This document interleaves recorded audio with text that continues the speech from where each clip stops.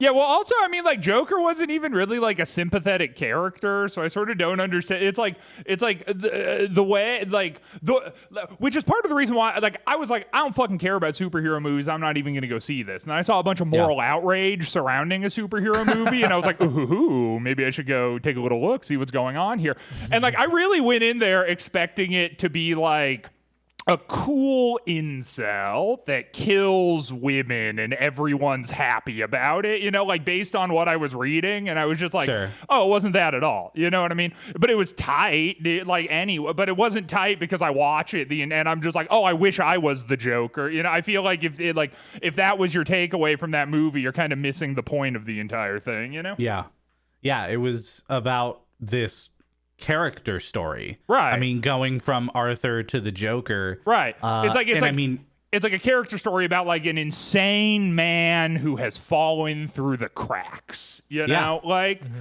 And that was cool. It was fucking tight, dude, you know? But I also think that, like, if they tried to then, like, make a new Batman movie and then it's, like, tie that Joker thing in, like that would suck. I would hate that, you know? Exactly, which it doesn't seem like that's the path that they're taking, which I'm hoping they finally get it. But I did see an article saying, like, oh, they're hiring this guy who's going to run DC's version of the MCU. It's like, oh, fucking, okay.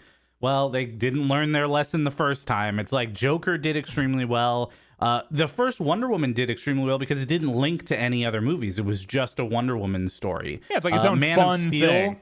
Yeah, Man of Steel, same thing. It was its own story. It didn't introduce like Batman and Wonder Woman and everyone else in that movie. It was just a Superman story. It's like, keep doing those types of things. So, on that incredible note of talking about murder in DC, we should probably get into this thing, yeah? All right, yeah. Whoa! Hey, what's up, everyone? My name is Christian, coming at you live from a post-Joker society. Yeah, I wish. I mean, no. Wait, I don't. You wish? Wait, where are we? No. Sorry. I mean that we had just watched Joker. I'm Dan. I'm John. And this is... Cape Shit. This is Cape Shit. What's going on, everybody? Hello there. It's time for more of your favorite podcast. And by your favorite podcast, I, of course, mean this podcast. And this podcast is one called Cape Shit. Like I always say at the beginning, hey, tell your friends about this podcast. Download it. Maybe leave a 5-star review. Someone left a 5-star review on our podcast, and my mom saw it and then was like, are these the kind of people that follow you around when you're talking? And because it was like this saved my life. I was going to die, and then I listened to Cape Shit, you know, whatever. So anyway, it's really confusing to my mom when you guys do things like that. But you know what? It's like, hey, welcome to 2022, motherfucker. That's the advice that I would give that lovely woman who gave birth to me. Although, you know, sometimes I think about the fact, this is true. I don't know if you guys knew this about me or not. When I was born, the umbilical cord was wrapped around my neck, and I came out blue because I didn't have any oxygen, which probably sort of explains the trajectory that my life has gone on for the past 30 years. I don't even know why I threw that out there. Is your favorite band Eiffel 95? I don't get the joke. You wish don't know I could the Blue Man Group? Oh, the Blue Man Group. Okay. Wait, what? The Blue Wait, but how is Eiffel 95 not Blue Man Group? No. This is a really bad intro, guys. We're kind of okay. No, hold on. Okay. And cut. And cut. Anyway. Jesus fucking Christ. Anyway, yeah. So yeah, what's up? It's umbilical cord wrapped around his neck, man. Here, yeah, whatever. Tell your friends about this podcast, unless they'd suck. And then don't tell them about this podcast. It's a safely guarded secret. This week we watched a little movie. Maybe you've heard of it. It's called The Age of Ultron and the Avengers therein, which I thought was a bit of a confusing title. It's Avengers Age of Ultron. I didn't really understand why they decided to name it that, but you know, they went with it, and you know what? I have some thoughts on this movie. I'm sure that John probably also has some thoughts on this movie, and I have a couple thoughts. Yeah, and I'm sure that Dan, you know, probably has some very poorly thought out thoughts on this movie as well. Yeah. Which Great. we can, well. Yep. Yeah, that's inaccurate. So, you know what this was though? It was the 11th film in the MCU. We're really slamming through these movies quite quickly. Yeah, we're chugging along, bro. This is another Joss Whedon banger. Wait, what else? What else did Joss Whedon do? The first Avengers. Okay. Buffy Okay, yeah, the Vampire Slayer. And Buffy the Vampire Slayer. Wait, Yeah. didn't he also, like, weren't people like, he sexually assaulted me on the set of Buffy the Vampire Slayer? yeah, and for sure. Wait, no, hold on. Wasn't there, like, an actress that, like, she got pregnant and Joss Whedon was, like, mad that she was pregnant and then, like, forced her to do humiliating scenes on Buffy the Vampire Slayer where she had to, like, fuck her own brother or something weird? I mean, would it surprise me? No. I mean, I've only heard really. That sounds like Whedonism. Yeah, I mean, I've only heard really bad things about Whedon. So why can't there just be like a guy that like makes these movies who's where not then terrible? Yeah, where then you look and it's just Yeah. like, oh yeah, he's actually like kind of a nice dude. Like, Yeah. you know. Yeah, so he did Buffy, he did Angel, he did Firefly, Dr. Horrible's Sing Along, I don't know, Cabin in the Woods, Justice League, after he took over for Zack Snyder. Right. So yeah, he's done quite a lot of things. Yeah, for sure. Well, and that actually makes a lot of sense too. I guess I didn't realize he did the first Avengers because I think a lot of the problems that I have with this movie Yeah. are the same problems I had with the first Avengers. So Yeah, you can that definitely tracks. tell where Joss had his hands on this movie. Yeah. And so this was released on May 1st, 2015, and grossed, ready for it, $1.4 billion. Wow. And That's a during lot of its money. time, it was the 5th highest grossing movie of all time. What's the first?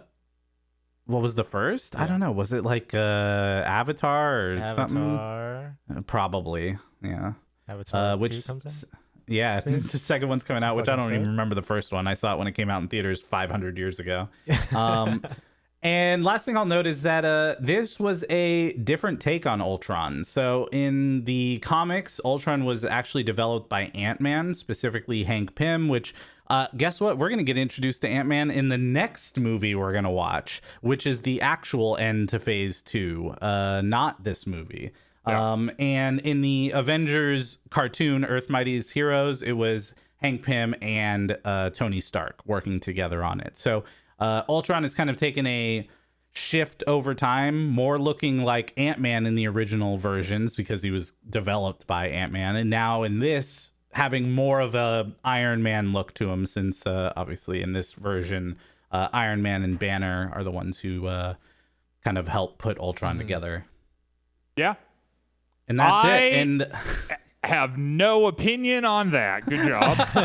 well, what I Thanks for the loved. facts. So I haven't watched this movie since it came out in theaters, and Right. there were some things I forgot, which we're going to talk about here. But I loved that I turned this movie on. It gets through the Marvel credits, and then we see the fucking staff, and that is the Loki's first. staff. Loki Yup. staff. That Our is the favorite first object. shot of this movie, and I had to pause it because I was laughing so hard. I was like, I cannot wait to fucking discuss this, Dude, and we get some bullshit with the staff too. So it's like, so again, you know, and that happens later. But so not only do we get this establishing shot of Loki's staff, they have not fixed any of the Loki staff problems. And in fact, I would argue with the introduction of Wanda, they just made like Loki's staff into a character who is very present throughout the entirety of the movie.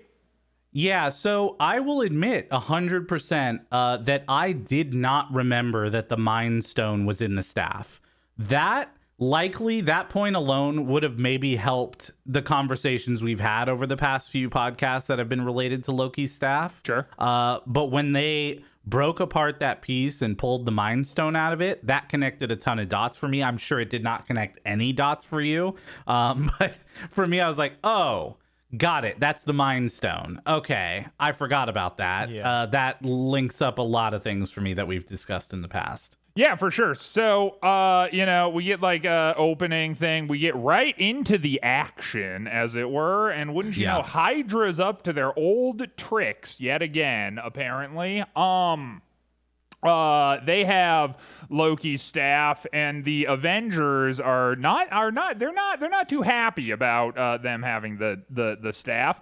Which why does Hydra have the staff? Was that like did they just always have it? Is that like the deal? Because we've seen scenes of them with the staff. We just didn't know it was Hydra at the time. It's just At the last time we saw the staff, it was taken away again. Right, it was in I think it was in Avengers actually. Like towards the end, they lost the staff again, and Thor got all pissed off about it when they departed. So Hydra has had the staff. Didn't we see the staff even remember that, dude. at the end of?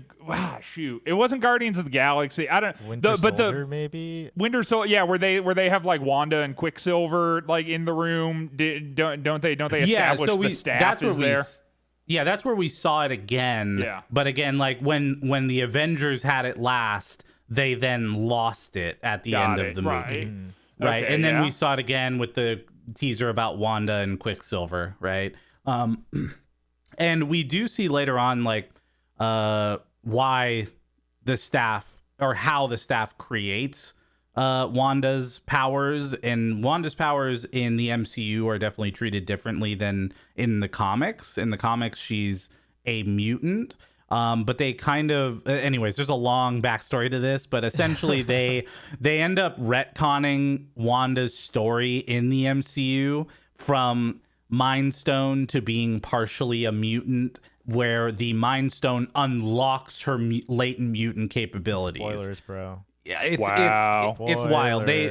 It's all wild stuff. But anyways, so yeah, I liked that we jump into this movie and just immediately into the action. We don't have to like reassemble the Avengers and like find out what they're all up to and get them all in the same place again and blah blah blah. It's like boom, Avengers are here. They're all together. We're not wasting any time. They're jumping into this base, and then we get the sick pose of all of them, like the big slow splash mo. art.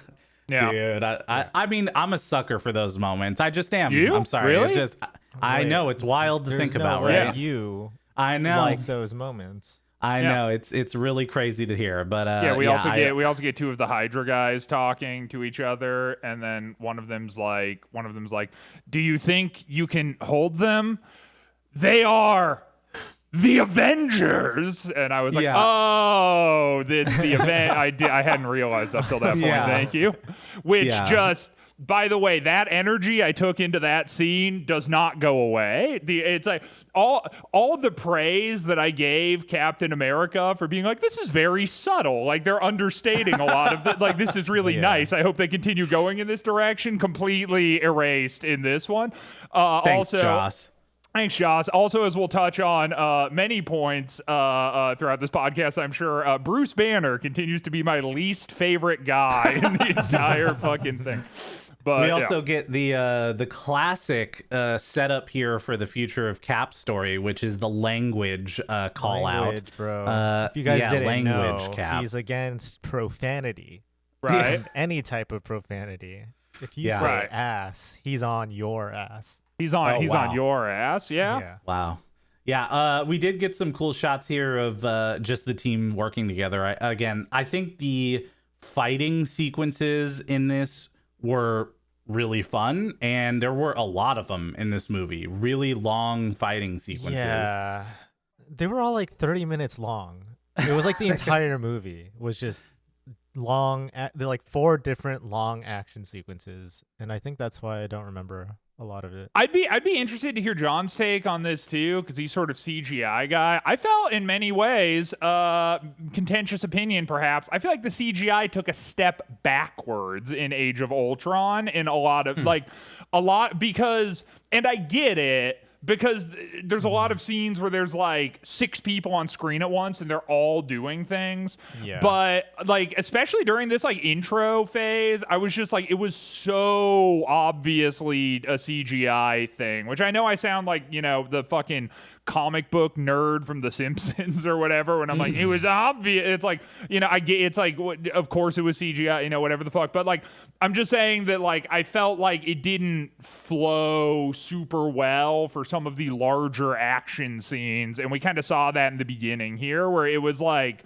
it just I can't even exactly put my finger on it. It was just like the CGI felt worse to me than what we had been seeing during phase 2 up till this point. Yeah, and I think there's a point there for sure.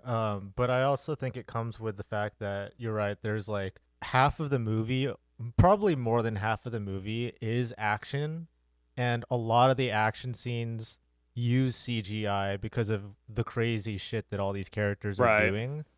So you kind of have to take down the quality level a little bit if you're doing that much, because if you think about it, like the way that people approach CGI is not in like, oh, the scene is going to take like 15 minutes. It's like, oh, we're going to be working on like fucking like 100,000 frames or some shit, and each of those frames is going to take like 20 minutes to do, you know? So it's a lot of manpower, and at a certain point you just can't devote that much time into making sure everything looks perfectly realistic. Right. But I think the way that they did, at least the beginning, because I was paying the most attention in the beginning for like the CG stuff, I thought the beginning was pretty cool, even though you could tell it was CG. Just the way that they like they would do like the close-ups on each of the individual Avengers, and then the next Avenger would like somehow cross into the screen, and then it would follow the next Avenger.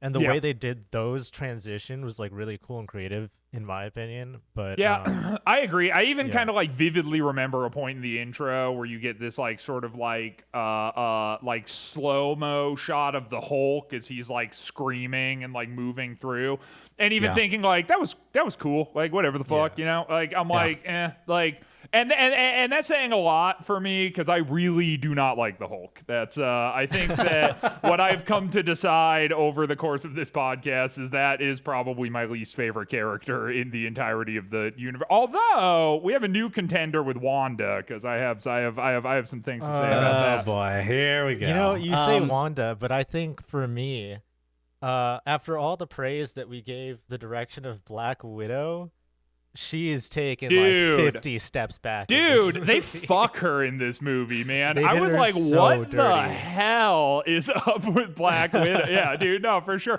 Again, man, it's like I just feel like, you know, and we'll get into like the plot, because, you know, that's maybe why we're here. But like I will say as like a little note, all of the praise that I gave Captain America Winter Soldier, where I was like, oh yeah, it's kind of interesting. It's like everything's like, you know, it's like a little more like understated. The character's intentions make a little bit more sense. It's like, you know, things that are sort of like, you know, stuff that I sort of had an issue with in previous movies about how some of the characters were written. It seems like they sort of went back on that and like did this more sort of like gritty, realistic interpretation.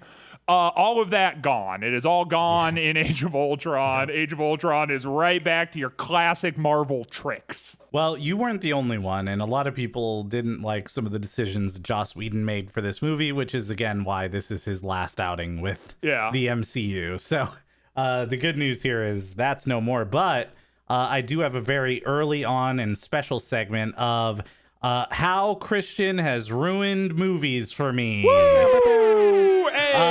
In this segment, I was listening to the Hydra agents talk to each other when one of them, partway through the fight, says, "Deploy the rest of the tanks."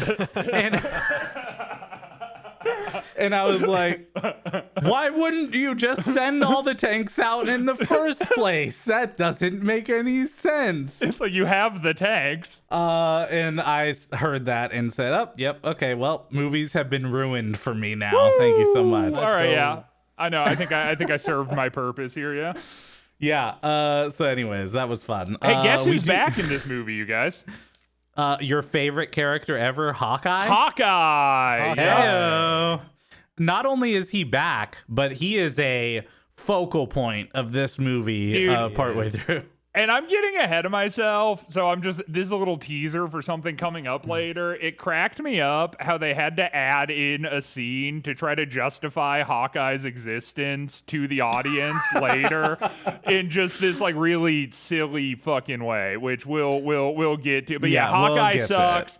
And by doing that, it was funny to me because it's like everyone admitting Hawkeye. So it's like this meta thing happened where it's like everyone knows Hawkeye sucks. So they had to specifically write a thing into the plot where there's this exposition scene explaining why Hawkeye is necessary in the Avengers. And the only reason you include that is if you know Hawkeye. So, like, you have something to prove. But anyway. Yeah. And Hawkeye gets hit here, by the way, which I know that you were very concerned about. But that's right after we get introduced to the Iron Legion, which is AI versions of Iron Man suits that Tony has developed to try to. What we find out through this movie is Tony's goal is he doesn't want the Avengers anymore. He wants to create a suit of armor around the world that will make it so that they don't have to be Avengers anymore. And this is the first look we get at that, which is the Iron Legion, a very helpful group of robots that will help during these events. And I actually got to say, credit where credit's due, the scene where there's like the Iron Man suit that's like, do not panic, civilians, return to your homes, like beep, boop. Yeah. Like, that was fun. I liked that. I thought that was fun. You Beep know? boop. Like, Yeah, for sure. yeah, I enjoyed that. Also, when you name anything Legion, doesn't that just like connotate negatively? Yes. Isn't it very obvious to Tony Stark that maybe he shouldn't be calling it Legion, Iron Legion?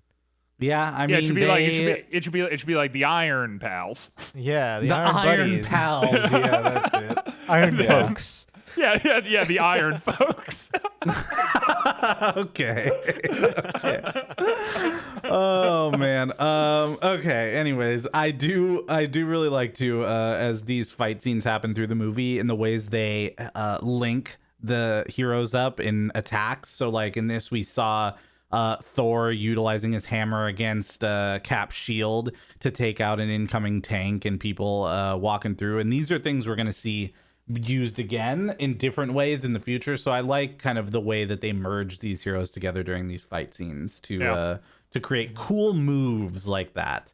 And then we see okay.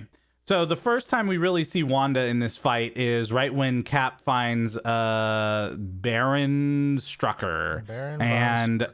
Yes, and Wanda like appears behind Cap and like knocks him over, and then she moves like a horror movie villain, Bro, like so cool. through the door. No. Wait, hold on. Was that an unironic? So cool. I liked it because, well, okay, I liked it, and I wish that they kept it every time she used her power. See, that, sure, fine. I could agree with that. That part, like, totally stood out to me because I was like, oh, no, I didn't like that. And then we just, like, don't really see her do that again. And 100%. And Wanda... Because I hadn't even really thought about that, but I agree with you, John, because that stood out to me. I was like, wait, gross, what the fuck? And then, and I think part of the reason why it stood out to me is because then you like never get to see them like redeem that with a cool time when she does it. Yeah, when I saw it, it was just like, dude, she only ever does that when she's the villain of the story, and even then, only sparsely. But I'm like, it would be so cool to have an Avenger who just moved like a fucking horror ghost.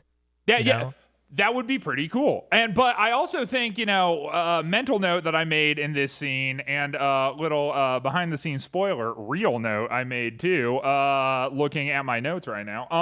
I wrote down, we already got a problem with Wanda's power, and that problem is the minute that you include a character that can cripple people by altering their minds, we already got issues, because you're opening a huge Loki's staff style Pandora's box here, where it's like, okay, how does it work? When can she do it? When can she not do it? What's the canonical and by the way, that's a question they never answer throughout the course of this movie. Every time she does her like brain meld thing, it's slightly different and under slightly different circumstances, like throughout the entirety. And it does slightly different things. So this is the first instance of it. I already knew that I was probably going to have some issues with this, and lo and behold, I sort of did, because we never really figure out what the power does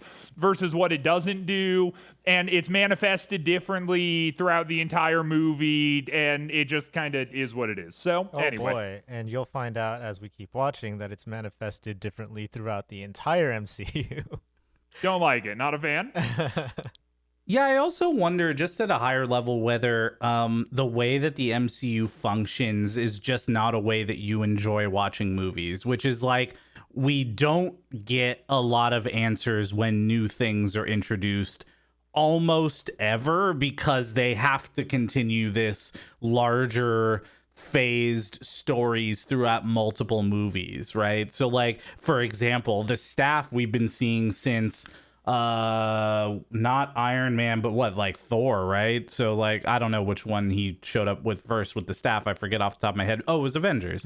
And so we've now seen the staff so many times, but now we finally got an answer what the staff actually is, which is one of the 6 most powerful objects in the entire universe, one of the Infinity Stones, right? But it took, in real life, like 4 years to find out that information. Right. Obviously, we're watching them all back to back, but I wonder if just that style of storytelling is just not fitting with the way that you enjoy watching stories. I think so. And I think also, like, a big thing for me is, like, if something doesn't make sense to me, I get just hung up on it. Like, yeah. And that's with everything. It's like, if I'm reading a book or playing a video game or watching a movie or whatever, like, if I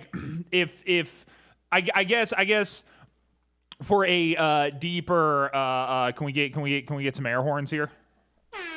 Ooh, hey, welcome to Christian's Deep Introspection Corner, where I'm being deeply introspective. Sorry, what was that word again? Deep introspection, where I'm being deeply introspective. Sure. I think a thing for me in regards to a lot of this stuff is that, like, if something, like, if I can't understand a character's motivation, or I can't understand what a character can do versus what they can't do, then I have a really hard time just stepping back and enjoying the moment, or just taking it for what it is or whatever. It's like, because I think, like, a way that I like to follow along stories is to sort of, like, imagine myself in the role of some of the characters, or, like, you know, like, it's like how it, like, relates to me personally or whatever. Like, that's just sort of how I interface with some of that stuff. And when you introduce a character like Wanda, who can just sort of do everything, like, it's kind of hard for me to, like, follow along with that, because I can't, like, put myself in any of those positions, because you just don't know what she's going to do. It's like, it's just this random hodgepodge of things that she does, and it just makes it difficult for me to follow. But also, Sure. you know, I'm a little artistic, so that might have something to do with it too. Yeah. Absolutely. Yeah, there you go. Okay, so we should probably get back to the actual movie here. Yeah. And so Tony ends up finding the secret door, which leads to the big revelation that Hydra wasn't just working with the staff. They also took a bunch of the alien tech that came through the wormhole in the first Avengers movie, and they're utilizing all of that as well, which leads to the first Wanda using her fear mind melding magic on Tony's brain. Yeah. Right. Where he sees the death of the Avengers, which he takes very seriously throughout Yes. this movie. It doesn't help that he also has gone through a shit ton of just panic attacks and anxiety and everything since the wormhole happened in the first Avengers movie. So this definitely did not help that situation. I guess I have a question before going and just being like, yo, what the fuck? Why didn't they just do this? He was by himself and was like, yo, Iron Man suit, patrol mode. So he, like, climbs out of the suit, Right. and he's by himself in the human form without a suit. The suit was supposed to be patrolling him. Sentry mode. Sentry mode, that's what Yeah. it was. Supposed to keep watch over Tony to make sure he doesn't get hurt. But somehow Wanda and Quicksilver just pop in and the suit doesn't know. But then also, they could have easily just killed him in that moment. That's my shit, dude. Where it's like, like later they try to give you this like really feeble bullshit, like paper thin plot armor thing. Because Ultron, spoiler alert, is like, if you kill the Avengers, you make them martyrs. So that's why we're not doing that, or what, you know, like. But it's like in this moment, like Wanda knows that like the stone is in the staff, or maybe she doesn't know the stone is in there. But she's like, she wants him to take the staff because she like she's like, his fear will drive him to his own downfall if he gets the staff. But it's like her whole character motivation is that she hates Tony Stark. Yeah. And at this point, she's been given no justification as to not just murder him. So it seems like that would just be the thing to do. And that was my question, was like, was there a reason that they didn't just kill Tony in that moment? Because no. Well, first of all, they weren't deployed to go get them. They disappeared. Right? So technically, these twins were made to be deployed to do certain work. They weren't actually given any mission, right? And the way that I view it is, yeah, there was a paper-thin argument there. I don't necessarily know, and I don't think we got any backstory as to whether these twins have been deployed anywhere else to start killing people, especially someone who is not fighting against them in that moment. It may have been Tony, but still, I think, is this the first time they went out in the real world to try and utilize their powers to take people down? I don't know. We didn't get any of the backstory there. So that's the only thing I'd throw out is like, one, they weren't told to or deployed to do it, which they clearly were staying there until they, decided to go off on their own. But had they actually done anything like this before? I don't know. Because later on in the movie, we do see Wanda and Hawkeye talking, which obviously Hawkeye, the backbone of the Avengers, she is clearly scared to step out of her shell and help defend the people of Sokovia. So who knows? Totally. But I have no idea. I will say, as a slight counter before we get off the topic, at this point, and it's kind of to John's point, their entire character motivation is not liking Tony Stark, and they don't give a fuck about the Avengers yet. They do eventually. Like, eventually, when they're, like, doing stuff with Ultron, then their scope broadens out to be the Avengers in their entirety. But in this moment, like, their entire thing, they're like motivated by this hatred of Tony Stark. Mm-hmm. And then they sort of have him dead to rights. And then it's just this weird scene where it's like, yeah, his armor doesn't do anything. And she just is like 4D chesses this thing for no real reason, where she's like, he's going to destroy himself eventually. So we'll just leave him to his own devices. I also think that we just assume people are okay with killing other people because they hate them. Like, we're also kind of just making an assumption that Wanda would be totally cool with just murdering somebody. And I think we take murder a little less likely in these movies than we would say like just a regular real life scenario. But I think that jumping straight to murder is still a pretty intense thing even in a Marvel movie. Yeah, you know what? Sure. I can give you that point. You're right. I don't know that Wanda would necessarily just want to kill Tony. I'm assuming that, but I guess at no point is she like, I am going to kill Tony Stark, and she doesn't. Yeah. So that's fair. My counterpoint to that counterpoint, which is a complete refusal. Hey, welcome to the podcast, guys. But is like, she was raised by fucking Hydra Nazis, and it's like, that's true. Well, not her whole life. No. She was captured at some point. We don't know how long, but based on the fact that they have protest videos of her and her brother looking like they do now, means I would guess less than 3 years that they were with Hydra. So it's not like they were born and raised by Hydra. That's not the case. Okay. That's 2 points, Dan. No, 0 points to you, nerd. That's not a all point right, at moving all. on. I'll give you the first point. we get a nice shot back at the Avengers base of your boy Bruce Banner wearing some Beats by Dre headphones with the logo prominently featured. Dude, there's a couple ad ad placements in this that are movie pretty that are egregious. Really, yeah. Yeah, agree with you. I don't there, think dude. ad placements get any better through the MCU, so just No. buckle up for that. Yeah. And of course he's listening to opera music because he's a enlightened intellectual. So you know he is because that's what he listens to calm down. Man. And they're sort of going over the events that occurred with them trying to get the scepter back. And Bruce Banner tells everyone that he wasn't expecting a code green because he's the Hulk, if you weren't sure about that. Well, I just, again, another moment of Christian ruins Marvel movies for me.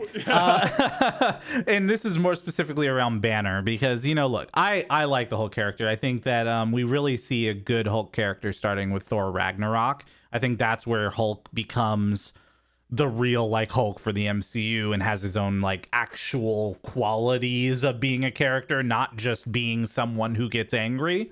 But in this moment, Banner and Widow are talking to each other, and she says, "How long before you trust me?" And he says, "It's not you I don't trust." Yep. And it's, God he damn sure it. does say that, Dan. That's true. Yep. And oh man, I just, I will say that, and I'm going to save a lot of this for my things I didn't like about this movie. And it definitely is rooted in Banner and Widow. Because Oh, God, man, yeah. what Yeah, a not- forced, Not great, what a dude. yeah. And again, let's get Joss Whedon the fuck out of here. We are in Avengers Tower though, and Maria Hill shows up. Woo! Hey, Yeah, we got the hot girl back. Shout outs. The real hot girl of the Marvel Cinematic Universe, Maria Hill. Always a fan. Yeah, exactly. And so we learn a little bit more about Wanda and Pietro from Sokovia. And we learn just a little bit about the fact that this is the part where we see their protest video and that they were out in the world and then captured and then Hydra brainwashed and blah, blah, blah, blah, blah, and turned into the mutants? Superheroes? I don't know. And then we actually start to get I wrote, are we getting actual explanations of the rod? And this is where we start to see that the rod is a thinking AI computer inside of it. Yes. Which is even more powerful, so we think, than Jarvis. Yeah, we also here, I just little footnote, and then we can move right past it, but we get the introduction of the lady scientist girl. I already forget her name. She's the one that gets mind controlled later. Helen Cho. Dude, and not a great performance from this actress. I'm just going to point, and I almost wasn't gonna say anything because I feel like when you start getting into that, it's such a mean spirited, it kind of has nothing to do with the movie really. But I noticed it in this first scene, and then I was like, okay, maybe. But continually throughout this movie, I just thought her performance was really lacking, and It was just dry. It was and very we dry. get some really important dramatic scenes with her later, and they were just so flat to me. And this first introduction of her, where there's a party happening later, and Stark invites her to it, and she's like, "Well, Tony Stark, it seems you still have time for parties, but I don't personally have time for parties. Wait, will Thor be there?" And I was like, ugh, ick. It's Joss Whedon all over again, man. And, I mean, it doesn't get better. I mean, I get now the way that Joss just completely destroys every woman character in his movies is out of control. Dude, seriously, it's like they're all cock-thirsty maniacs. It's such it's true. It's such a fucked way to write women.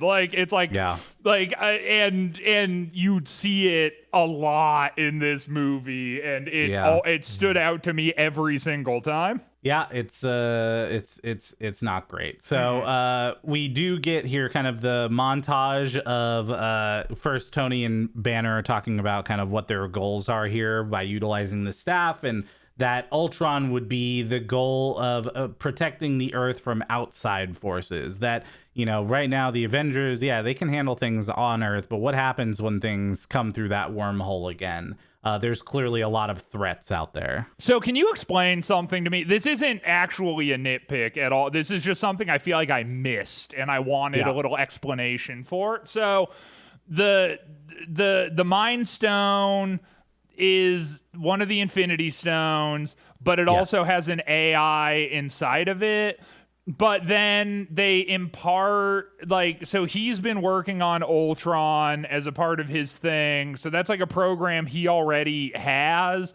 And then he melds the program with the thing inside of the stone. But because it's Tony's invention. I just didn't really get what was happening there.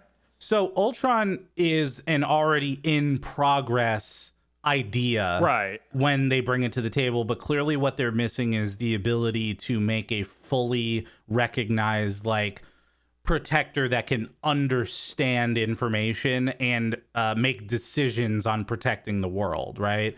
And the Mind Stone, it's not really an AI, but because it's an Infinity Stone focused on the mind in general, it can be read kind of like an AI. Sure. So it's not like when the universe was created, because this is the idea, is the universe was created, 6 Infinity Stones were created that handle power, mind, whatever, all the different things there, time. And the Mind Stone is probably the closest thing they could find to be what would be considered an AI in the real world,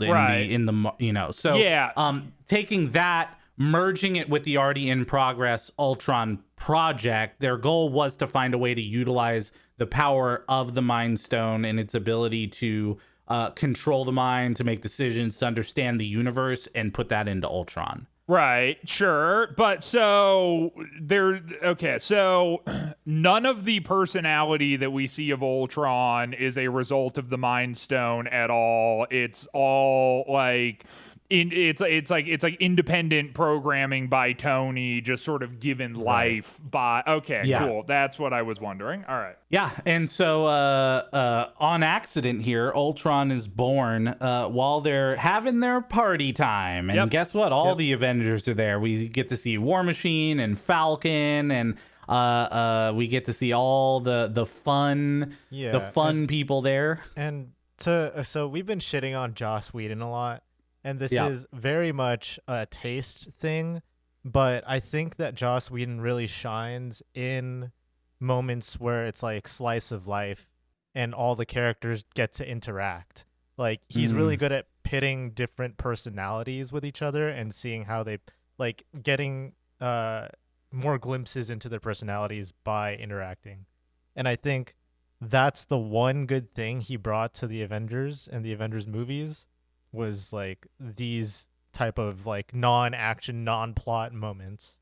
Dude, I will say this party scene, there were some lines delivered that were a little how they sort of explain the absence of Jane and Pepper. I thought that was weird. That was a weird thing because you could have just not had them there, and I probably wouldn't have really thought about it. But then they were oh, Jane and Pepper aren't here, and I was oh yeah, I guess Jane and Pepper aren't here, whatever. But I will say this party scene, weirdly enough, one of the high points of the entire movie to me, legit. And we get just little parts in here that I thought were genuinely really, really good. To John's point, I think I completely agree. I think that this was a solid part of the movie. Yeah, for sure.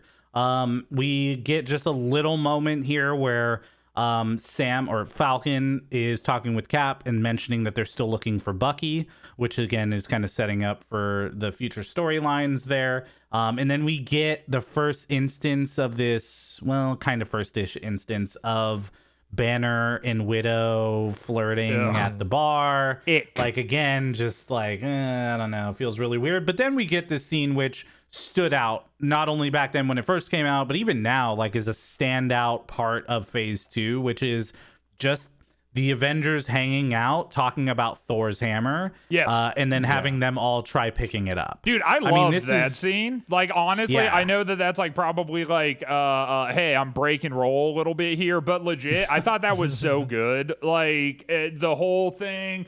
It's lighthearted. It's actually funny. Like, it wasn't this like failed attempted humor. It's like, but it's like not like on the nose funny. It's like funny because the situation itself is funny, and it's like that was great. Actually, I legitimately really liked that part. I agree. Yeah, and there were a couple little moments here that I wanted to comment on. One is Cap either moves it or pretends to lift it, and he doesn't want to bruise Thor's ego, but clearly something happened there when Cap touched it, and you saw it on Thor's face. I thought that was a really fun moment. Yeah, I thought that was great. I guess we're gonna have to wait and see. Yeah, because Thor actually, like, for everybody else is trying to pick it up, and he's like, no way. But like, if one person might be able to, it's Captain America. And so you sort of see this moment where Thor's like, oh, maybe, like, he's unsure if Captain America is actually going to be able to do it or not. Yeah, that was good. That was like, that whole fucking thing was great. Yeah, and what I like about this moment too is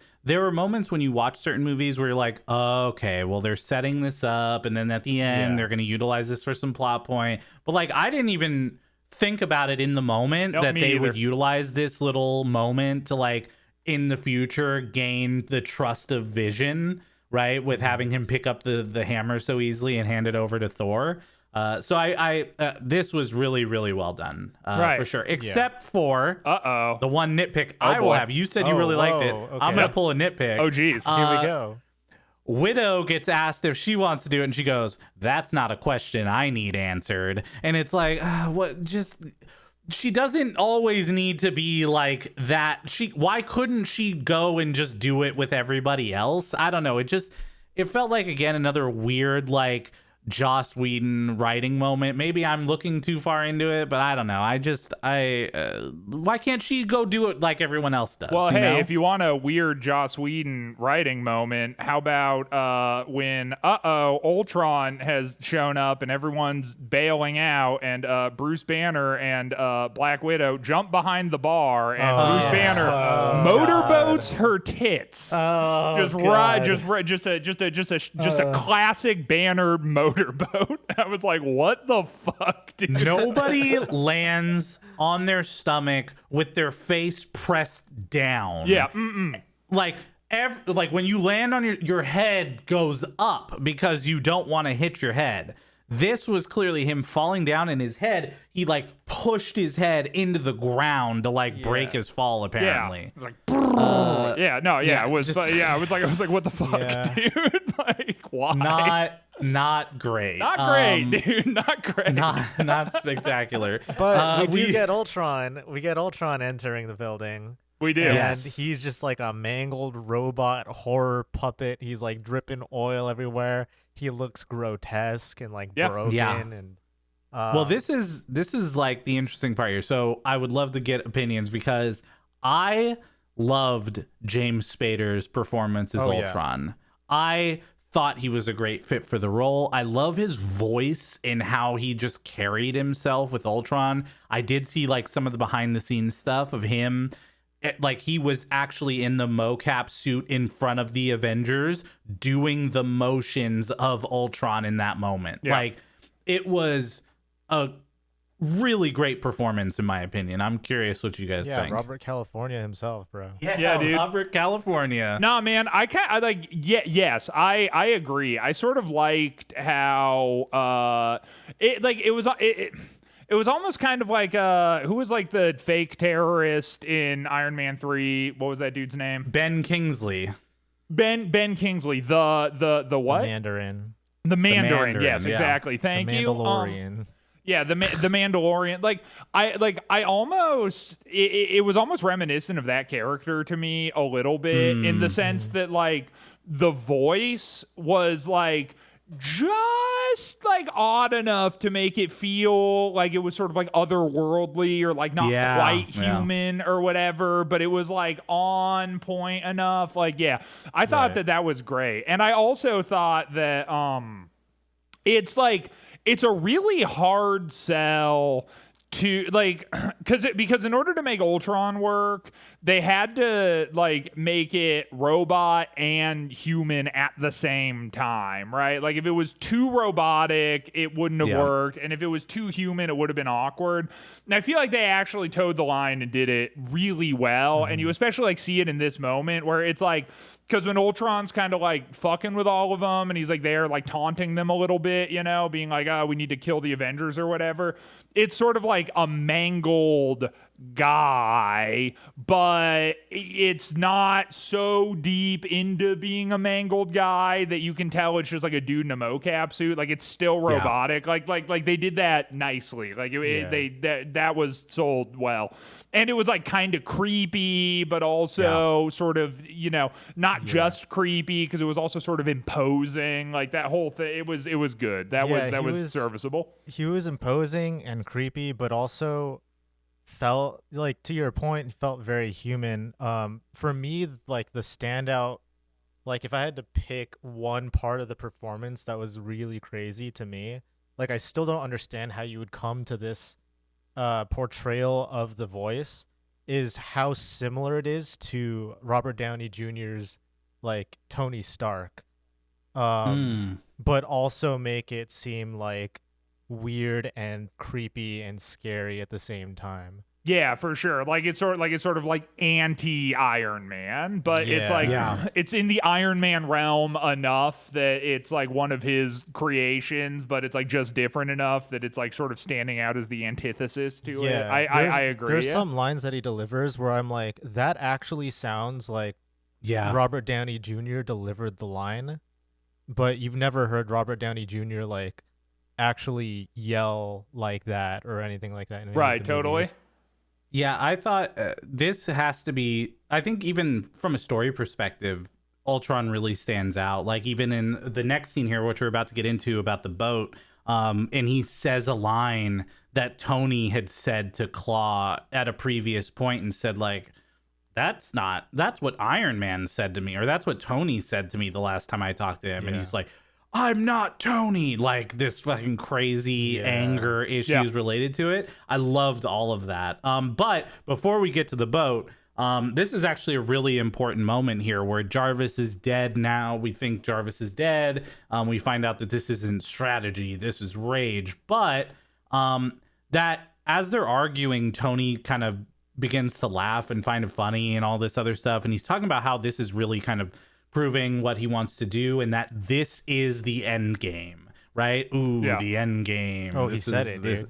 Yeah, he said the words. But also here we get a lot of setup again that's revisited in Endgame, which is this idea of, if we're going to lose them, we'll do that together too, right? This idea of like, whether we win or lose, the Avengers have to stay together to make that happen. And this story point will continue us through the next Avengers movie, which is going to be Infinity War and Endgame. Yeah. So really liked all this moment again, kind of re-seeing this moment, because when people were trying to figure out what the Endgame movie title was going to be, because they didn't announce it until like 2 months before it came out, Endgame was one of those things based on Doctor Strange says it later on, and also Tony says it here. Yeah. So it's kind of interesting to go back and see this. We get a scene after this that I wanted to draw a little attention to, where Quicksilver is talking to Ultron, and they're having a conversation, and Ultron tells Quicksilver, you need to see the big picture,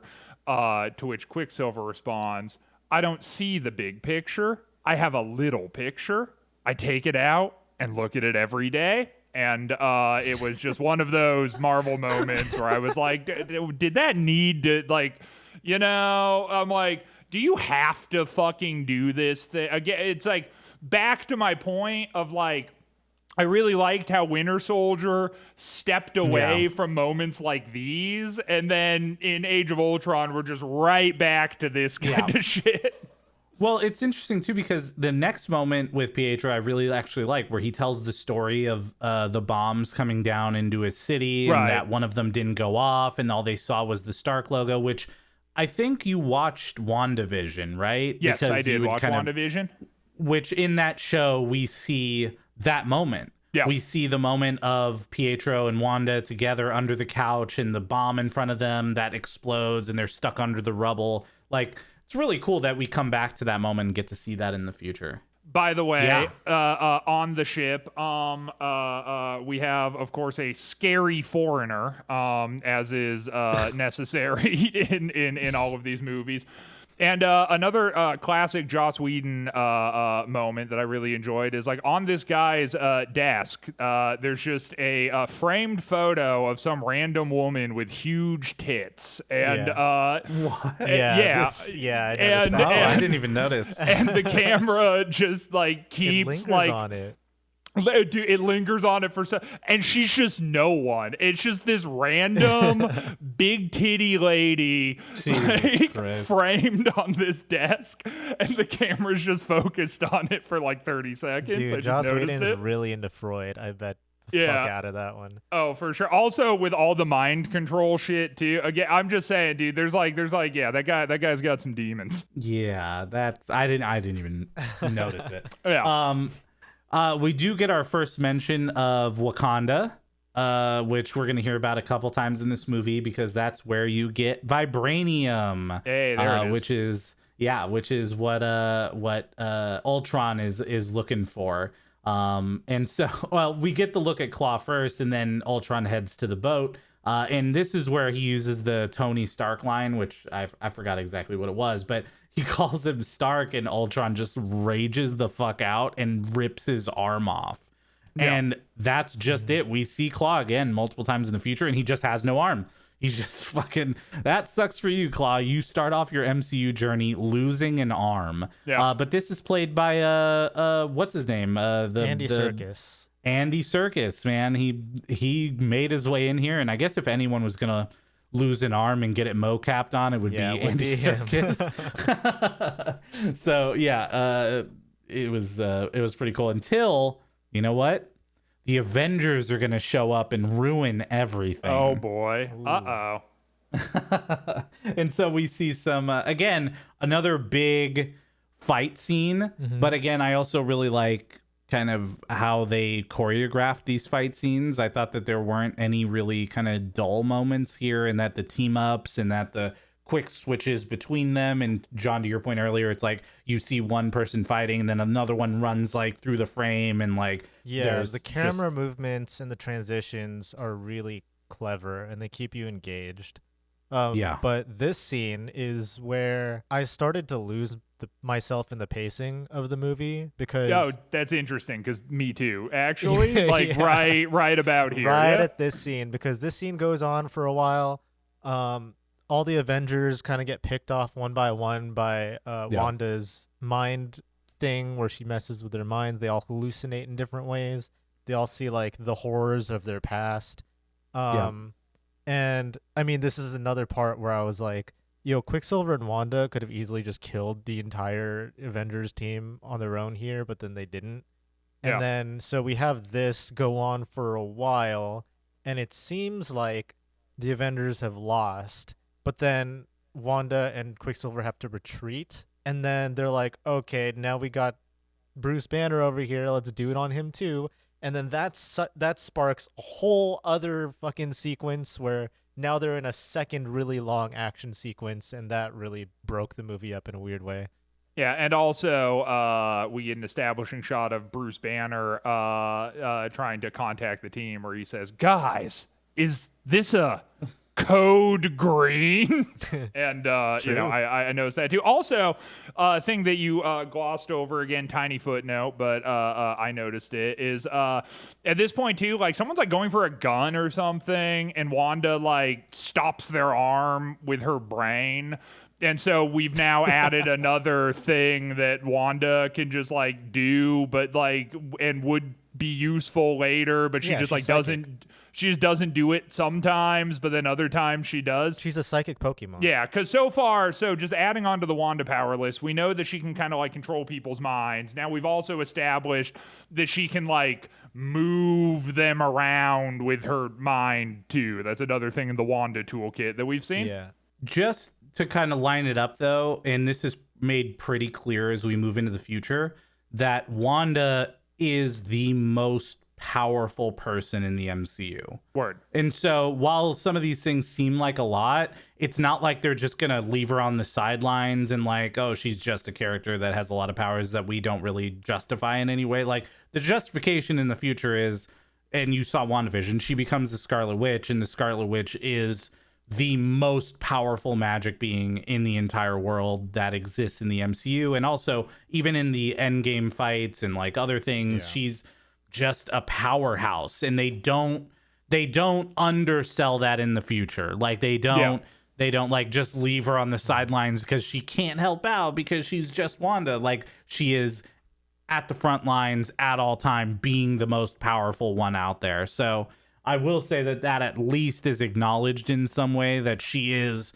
multitudes above other people within the MCU. Yeah, I get that. I think my thing too, and I don't even necessarily like take issue with that per se. I think it's just more like as soon as you establish someone can do something, then anytime they don't do it, it's like it sticks out to me. It's like the minute it's like, oh, okay, so she can like move people around with her brain, but then like there's just points in the movie where it's like, okay, well, you could just move this guy with your fucking brain, like, but you're like not doing it now, you know, even though like you could, and like we sort of also have this like weird thing where she's like running up to people and like making a point. It's like putting her hands like next to their head, and that's sort of how her power is established. She can control their mind.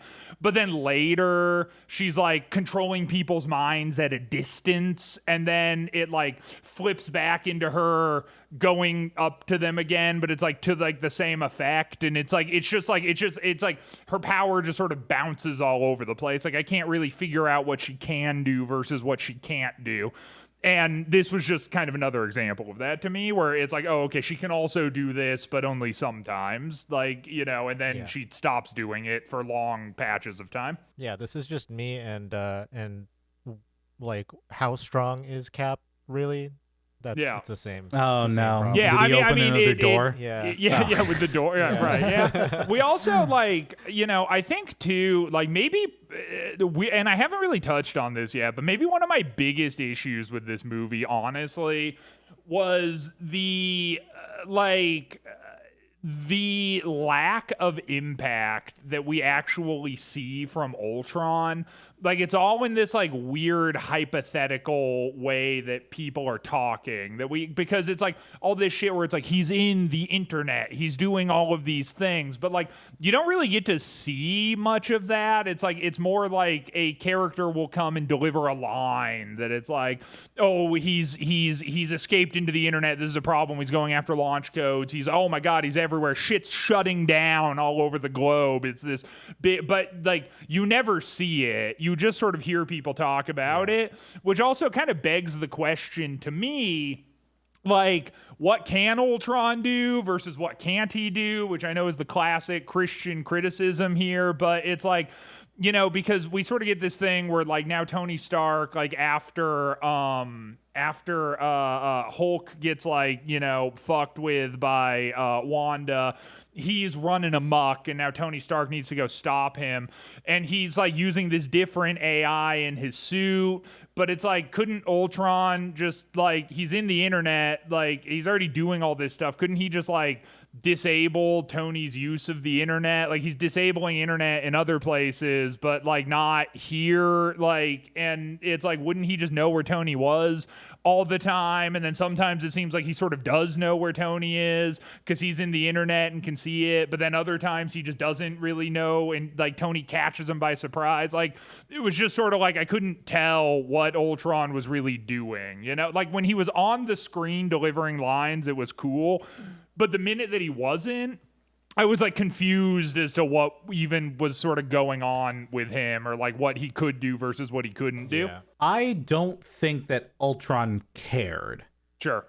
I think that's just the answer, is that Ultron deems himself a way higher being than Tony or the rest of the Avengers. Right. And I don't think that anything the Avengers were going to do were going to affect Ultron in any way, shape, or form. Meaning every minute that he would waste going after trying to solve what or fix what the Avengers were doing was a minute wasted in his own plan. Right. Like there was nothing in this movie that suggested to me throughout the course of it that Ultron gave two shits about the Avengers trying to stop him, because he didn't feel like they could, right? So that's kind of the way that I see it. But to your point, you're right. Like, we don't see the nuclear codes trying to be stolen and something stopping it. It's just all told to us, because it's kind of intangible being able to try to see that. The last thing we'd want is like a moment where we're zoomed into a microchip and Ultron is fighting Jarvis. Like, you know what I mean? Like, it's kind of a weird right. thing, I even think, like, you know, even if there had like sort of been some scenes of like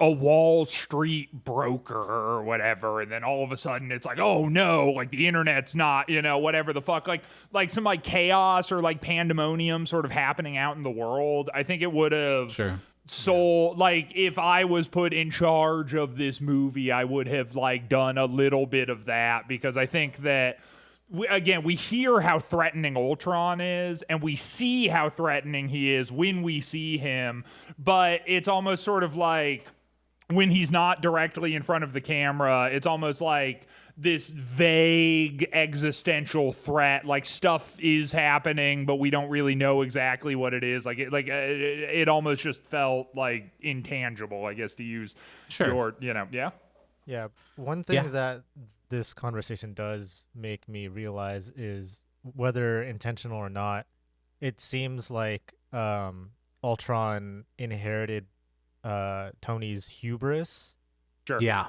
Which 100%. is a cool point to note. Yeah, and I think that he doesn't like that he has either, which is again why he rips Claw's arm off. And to an extension to that is, maybe he also inherited Tony's daddy issues, and that's why he got so angry. He got mad at his dad. Yeah. We do get so Hulk's like running amok. We get a classic Tony Stark in the Hulkbuster scene here, meaning that he sort of had a contingency plan if this type of thing were to ever happen. Well, they talked about it earlier in the movie. They call it Project Veronica, and earlier when Banner and Tony are walking through, there's another line about how, I don't know if you know this, by the way, that Banner is Hulk. Yeah, I'm not sure if you were caught on that point. I gathered that throughout the course of the movie. They didn't say that at all. Yeah, and Tony mentions how, like, they always have contingency plans. That's why Banner helped develop Project Veronica. And so when he calls Project Veronica for this part of the movie, that's the Hulkbuster suit. Yeah. Mm-hmm. Right? So, but, you know, look, this is a really long action sequence. I don't think there's a lot to discuss in this action sequence here, but I will say, if they were going to introduce the Hulkbuster, which they did, I'm glad they didn't shorten it. Like, I'm glad they didn't cheese it. Like, it'd be a 30-second or a minute or a minute and a half fight, and then Hulkbuster's gone, and that's the only time we see it, right? Like, if they were going to show it, they had to make a really good long action sequence with it, or else it would have felt just like wasted. Yeah, in this moment. You know, I will say, maybe I have like 3 notes about this scene, like 3 standout things if I think about it. Like, and actually, I'll say, like, right off the rip, I actually liked it overall. I mean, like, it was fine, you know, like, and even bordered on cool at various points, though it does last a very long time. It's not all cool, but, like, you know, when he has the automatic punching arm, you know, and it's like, that was fun, you know, or when Hulk grabs him and, like, the hand, like, turns into like a tube that was tight. I liked that. I will say the entrance felt a little unceremonious to me for, like, something like so large, because it's just sort of like Tony's not there, and then all of a sudden he's just there in the Hulkbuster, and it's kind of like, and what? It's like 75% already built. Right. We just see, like, the top of Tony's suit, and then it finishes. I agree. It's probably because it was too expensive to, like, do the whole thing. It was definitely super expensive. Yeah, with how many pieces and stuff were in the suit, that was a lot. Another thing I'll throw out, and this is, again, can we get some air horns? Yeah, please. Woo! Hey, welcome back to Christian's tiny nitpick corner. Oh, boy. Very, very tiny, because it's almost not even worth mentioning, but I'm going to mention it anyway. So instead, we're going to spend a minute and a half going over it. Right, yeah, which means this is the next 20 minutes of the podcast. Which is like, they do this thing that I've noticed as the destruction scales upwards in these movies. The idea that like everyone is just remaining completely unscathed becomes like less and less and less feasible to me. And we sort of get this really egregious example of that here where like there's this glass elevator with all these people in it. Oh, yeah. And the Hulk like throws the Hulkbuster into this glass elevator that then shatters and starts to fall. And then, of course, Tony saves it and everybody gets out or whatever. But just like the impact of the Hulkbuster going into that elevator full of people, I'm like, they would be dead, like dead, like they are doomed. There is no hope for the people inside of that elevator. And then they just sort of show you this shot afterwards where it's like, oh, actually they were all fine. And I get why they do it, which is why it's a tiny nitpick. But it's like I just noticed it a lot in this movie, like things where I'm just like this, like the inside of that elevator would just be viscera. Like it would just be mangled corpses and unrecognizable gore, like a fucking blood pinata, you know? And it's just like not that. But it's like, why even include it then, you know? I mean, so you Good thing they were in the MCU. Yeah, good thing. you have a tiny nitpick, but I have a tiny photograph that I keep with me and I look at it. Okay. And I look at it every day. All right. Well, Anyway, they're back gonna to you, need Dan. they're gonna need a safe house to go to, and Right. so Hawkeye is gonna bring him to one. Ugh. It turns out that it's his actual house with his family. Ick. This is Bro, where Linda- I think the part. Linda is, Everybody's been waiting for this, though. Right. Everybody's been waiting for a Hawkeye backstory. Like, For like the longest Hawkeye back with the feeblest explanation, because they're like, hey, we didn't know this was here. And he's like, oh yeah, I asked Nick Fury to not keep any records on it. Yeah. And everyone's like, okay. Like it's like, no, hold on, what? Like, yeah. So we get to meet Hawkeye's wife and kids, and it is, I really like these moments where we get these real world situations that you put these larger in life characters in, where all of a sudden Thor, Cap, Iron Man, Widow, all these characters just walk into like a regular house to stay there and Right. step on some Legos. I love this idea of like them just hanging out in a house and like talking with each other and breaking wood outside and like all these things. It's these real world moments that I enjoy in these movies. yeah, I also got to say on the wood breaking point, super tiny. We don't have to dwell on it, but I like how they're just like chopping wood, and then at a certain point they start arguing, and then Captain America just splits the wood in half with his hands, sort of showing that he could have just been doing that the entire time. I thought that was like a fun little Captain America thing. Yeah. Yeah. Anyway, back to you, Dan. Oh Jesus! In this like housing scene too, like we get just something that I frankly hated this. I did not like this one bit where Hawkeye, first of all, Hawkeye with like the wife and the kids, I was just like that's not doing it for me, bro. But whatever, like sure, I guess if that's the movie, that's the movie. But then remember when I said earlier in the podcast I was foreshadowing a moment that would happen later? We get Hawkeye talking with his wife, and he's just like, all these other people are superheroes, and I'm just a guy with a bow. I don't even know where I fit into this world. To which his wife then explains to him that she's like, no, because you're the anchor that's holding the team together. They need something to fight for and to remember what it is to be human, and you're that for them. And it's like, and I was just like, that, like what the fuck? Like, you can't make Hawkeye cool. Just stop trying to do that. Like, you didn't need this. And this is like sort of to what I was saying before, where I'm just like, it's almost like everyone in the writer's room is just like, okay, at this point, yeah, sure, Hawkeye sort of sucks. How do we sell Hawkeye to the audience is actually super important. And they try to sort of do it in this scene, and it just was not doing it for me. Yeah, I mean, you're not wrong. But Hawkeye does get his own TV show in the future. Yeah.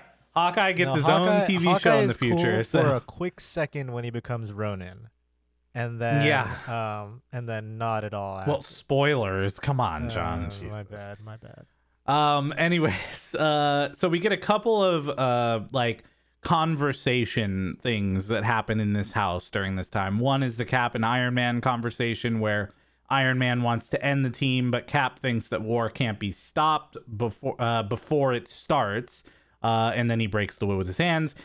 We also get the Red Room story from Widow, where she talks about how she was sterilized as a youngin. Right, so she's just a fuck machine. She's like, yo, hey, you can just raw dog me. It's all good, brother. All good. But okay, so this one was like especially bad because it's like it's implying that a woman without the ability to reproduce is a monster. Dude, yes, 100. Because Hulk's like, or Banner's like, I'm a monster. And she's like, no, you don't understand. I can't have children. I'm also a monster. And then they bond over that. Dude, yeah, nah, dude. Like, yeah, that fucking counterpoint to that. Yeah. No, I'm just kidding. I was like, yeah, no. like how the fuck did this movie Please. make $1.4 billion? Like, Jesus Christ. Yeah. Not great. Not great. But Fury does show up, so thank goodness for that save.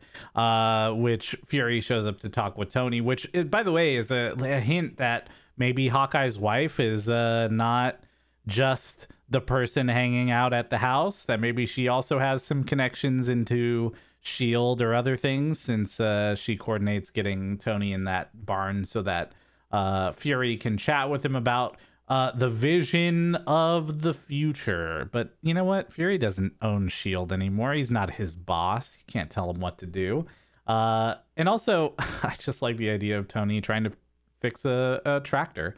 I think that was I would have liked to see a whole scene of that. In fact, a whole movie of just Tony fixing tractors. Yeah, because that's very interesting. That was kind of funny though, to this movie's credit, where they're just like, hey, we need this tractor fixed, and he's begrudgingly just sort of like, okay, but it's like it's so far beneath him, but he's just like, fine, fuck it, you know.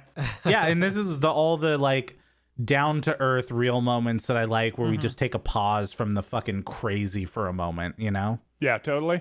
And then Thor realizes that whatever he saw in that dream, he needs to go figure it out. And so he gets the fuck out of there. Right. I forgot about that. Yeah, he goes to find Selvig, which, thank goodness, Selvig is back with his crazy science. And hopefully one day we'll get to see those poles again from Dark World that do everything to save the world. But this is at the point where Thor gets to, I think they called it the Water of Sight. Which was just a moment to get Thor's shirt off. Yeah, hell yeah.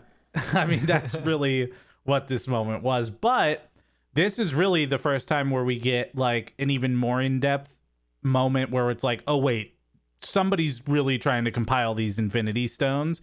And like we get the little shot in the sky of like the gauntlet with the stones put onto them, right? Kind of showing like, oh, this is where we're going. This is why we need to protect the Mind Stone. This is why we need to figure out a solution. We need to get a vision. We need to do all this kind of stuff. This is what Thor sees in this moment. I have so many thoughts about this because it's like, first of all, where the fuck are these waters? First of all, like, they literally just cut from the university that Selvig's at, and then they're like at the waters. Yeah, they're in this like mystical cave. This cave. Yeah. It doesn't seem comfy. It's very narrow. It's just like this random pool of water. Sure. And he's like talking about fucking like water spirits or some shit, and I'm like, what water spirits? These spirits never come back later, and you're telling me that we could have just gotten visions of the future for literally any problem we ever had and found the solution to it? Like, I don't. Well, it's I a think stupid thing that it was supposed to introduce. enhance his specific dream, but yeah, it wasn't super clear. So Yeah. I agree with you. Yeah. Yeah, we also, around this point, I forget if it happens before that or after that, but again, little footnote, this is where it's established that Wanda can do mind control shit at a distance. Right. Yeah, because before she had to go up to people and like hold her hands by their head, but at this point, and I think it was with the scientist lady, where she like unmind controls her for a moment or whatever. Yeah. So she can do that too, I suppose. But she like remotely messes with her mind, and that's like a thing. Well, yeah, this is where Ultron is working with Helen to try and create the Vision body, but for himself to be uploaded into it. And that's where, Wanda tries to read into that. And as he's uploading his consciousness into the Vision, Wanda reads the Vision's mind. And that's when they find out, oh, yeah, your idea of peace in our time is to destroy the entire human race. Yeah, just kill all Gotcha. the humans. Yeah, for the ultimate peace. Is he wrong? Like, I don't know. That's a topic for another day, I guess. Maybe an end game. We can talk about that. But yeah, that's where Wanda and Pietro realize, oh, wait a minute. Maybe we're on the wrong side here. Right. Like, maybe we made a wrong call. Oopsie. Oopsie. Yeah. Yeah. Oopsie. Also, Dan, if you want to cue up some air horns. Oh, here we go. There we go. Hey, what's up? It's time for Christian's Allison's Thoughts Corner. Oh, hey. Okay, At let's this go. point in the movie, I turned to Allison, and she was passed the fuck out, just All dead right. asleep. I Okay. shook her awake and said, Perfect. hold on, for the sake of the podcast, I'm going to need you to throw down some thoughts. And this is what she said. I like what they did with the, what's it called? The robot? Ultra? No. Ultan? I don't know. I wonder where the Hulk and what's-her-face's romance will lead to. So far, it seems pretty good. And then she promptly fell back Whoa. asleep. So there you go. Hell yeah. But I hope you enjoyed Christian's Allison's Thoughts Corner. Yeah, wow. That was really great. Yeah. That's really good insight for Yeah, there you go. Ultan. I know, it really blew my mind. It's so, because, dude, it's like she's watched every single one of these movies with me, like, dutifully, other than the Avengers, which she completely slept through, and now the Avengers Age of Ultron, where I'm like, those are ostensibly the two movies you shouldn't be sleeping through. But, you know, here we are. Yeah, well, the Avengers are going to go after that cradle. They want to steal that and get the Vision body away. And so now we're going on a chase. Whoa. And we're on the freeway and we're jetting through things. And guess what we get in this scene? I don't even know if you caught it. Maybe you didn't, but we get a plane jump. Wait, did we get a plane? How did I We miss got a plane jump? It was on a motorcycle, though. Oh, yeah, she Widow was jumps on out. the That's motorcycle. true, She jumps yeah. out of the plane. That's true. That's fair. We get another fucking plane jump. That counts. Yeah. There you go. It does count, counts. and I didn't even write that down. cannot believe it.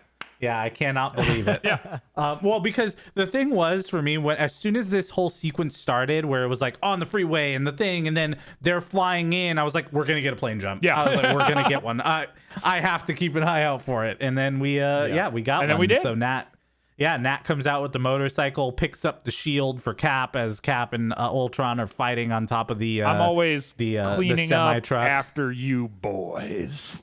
Yep. Thanks, Joss. Thanks, Joss. Appreciate you. Yeah, you're a really good one there. And then Quicksilver and Wanda decide, you know what? I think we need to help out here. I think we've caused enough problems. And so I really liked this moment here where this train goes off the tracks, right? And then they have to decide, like, how the hell are we going to stop this thing? I really liked Quicksilver's. By the way, I don't know if like we haven't really talked about this yet, but in movies that utilize fast speed characters, there's a few different ways you can do it. I really liked the movement of Quicksilver in this movie. Like, super speed is done very differently in a lot of different things between DC and Marvel, but I really liked the smoothness of his movement. Like, there was this one point where he comes back to the group and kind of walks backwards and as he slows down out of his super speed. And I just thought they did a really good job with how they animated and did the CGI of him pulling each person away that was in front of the train that was going through the streets. Yeah. Yeah. Yeah, sure. Yeah. I like it a lot.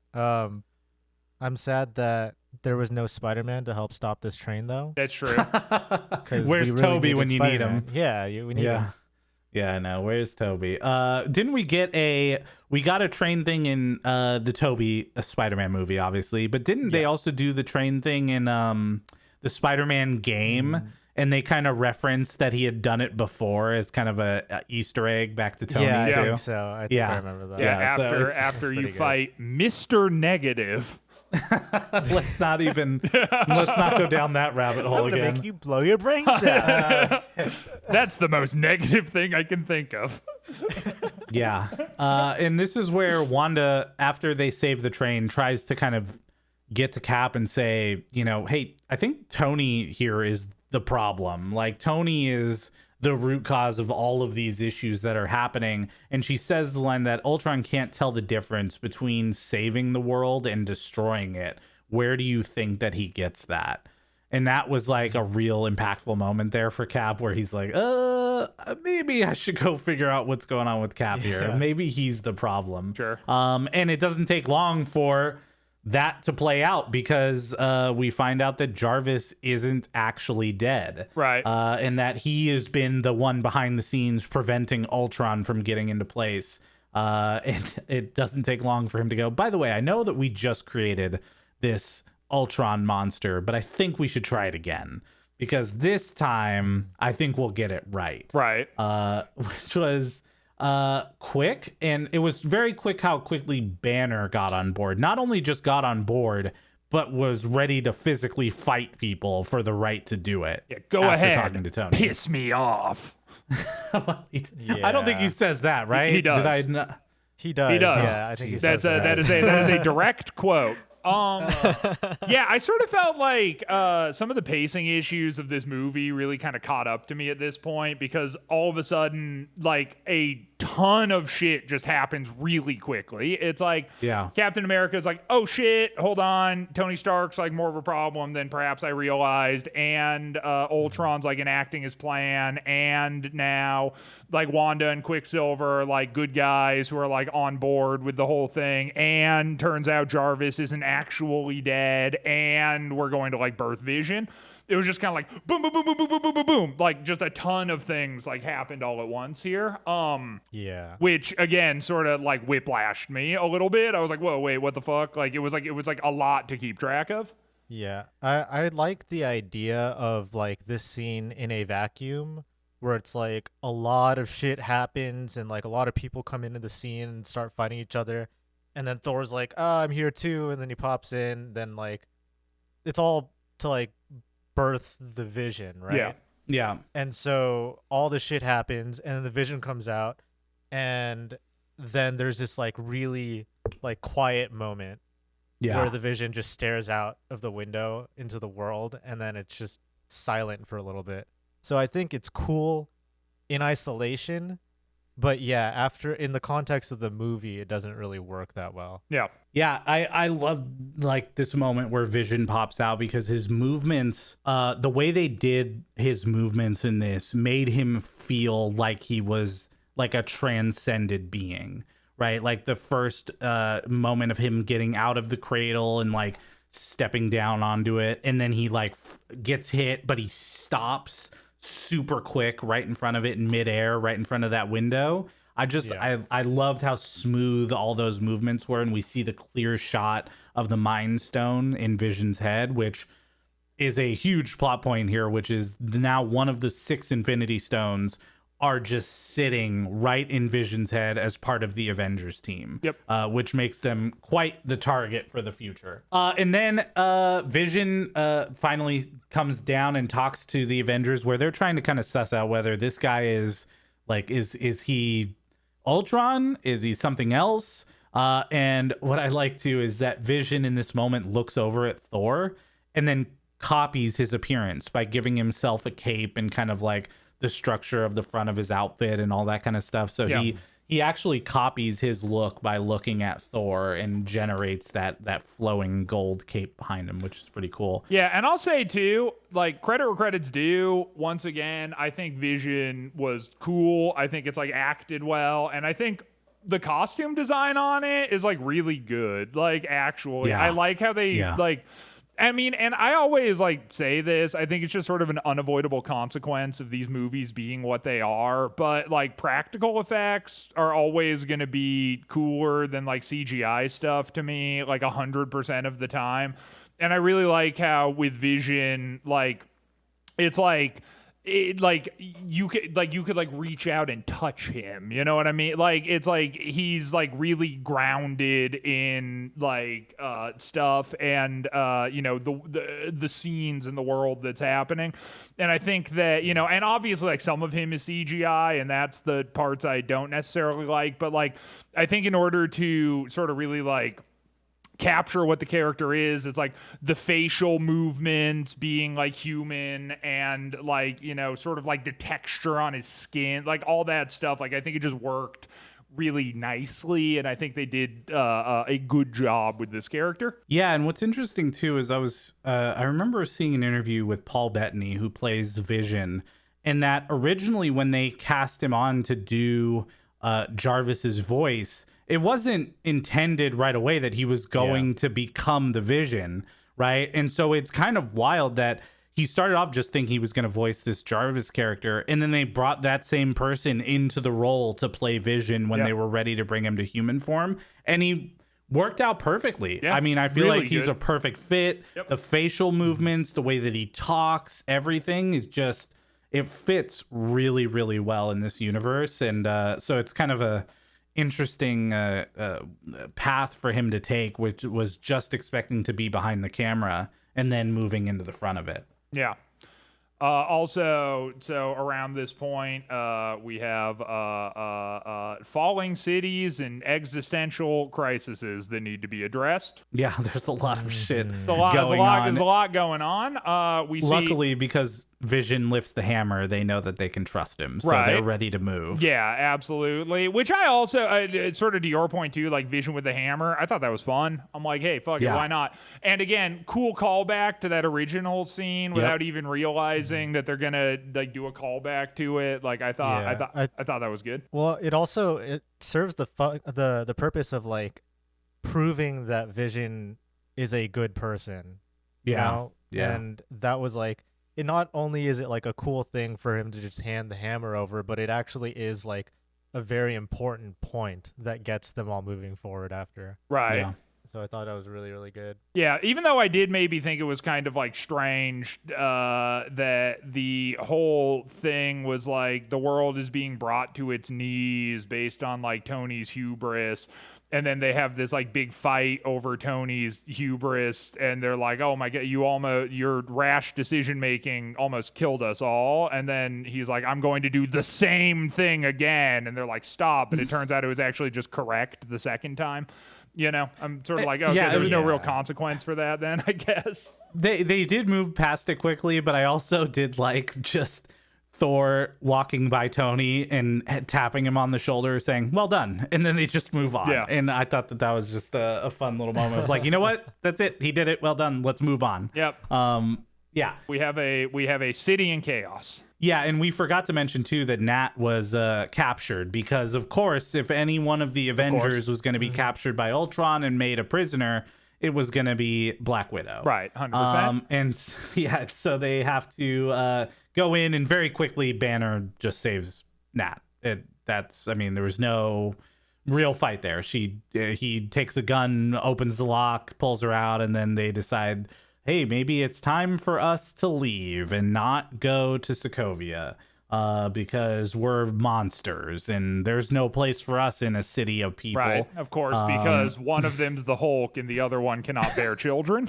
True. So it's the same level. Yeah, it's pretty grotesque. Yeah, we do get Vision and Ultron coming together for the first time, which seeing both of these beings together was pretty cool. And then Vision kind of cutting Ultron off from the rest of the internet was a way to centralize this fight.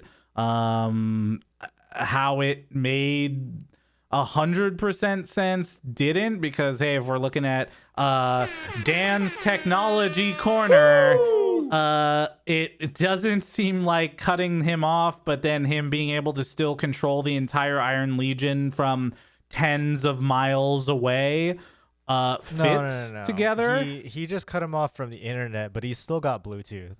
But Bluetooth is only 30 feet. So No, he's got really yeah, but he has like Oh, super Bluetooth.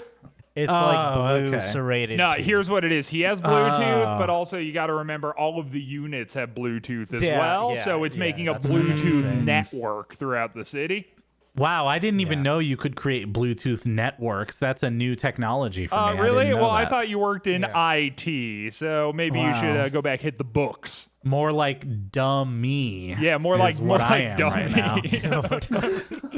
Yeah, dude. We also see around this point, by the way, again, part of the thematically me not liking Wanda. We see her mind control multiple people at once. Yeah. Which would have been very useful at basically any other point in the Any movie. point. Like, so okay, so she just can do that then. But then we even take it a step further and see her mind control multiple people at once from long range, from distances now, which again, like the scene where she's like getting all of the Avengers like earlier in like the ship area with the one-armed guy.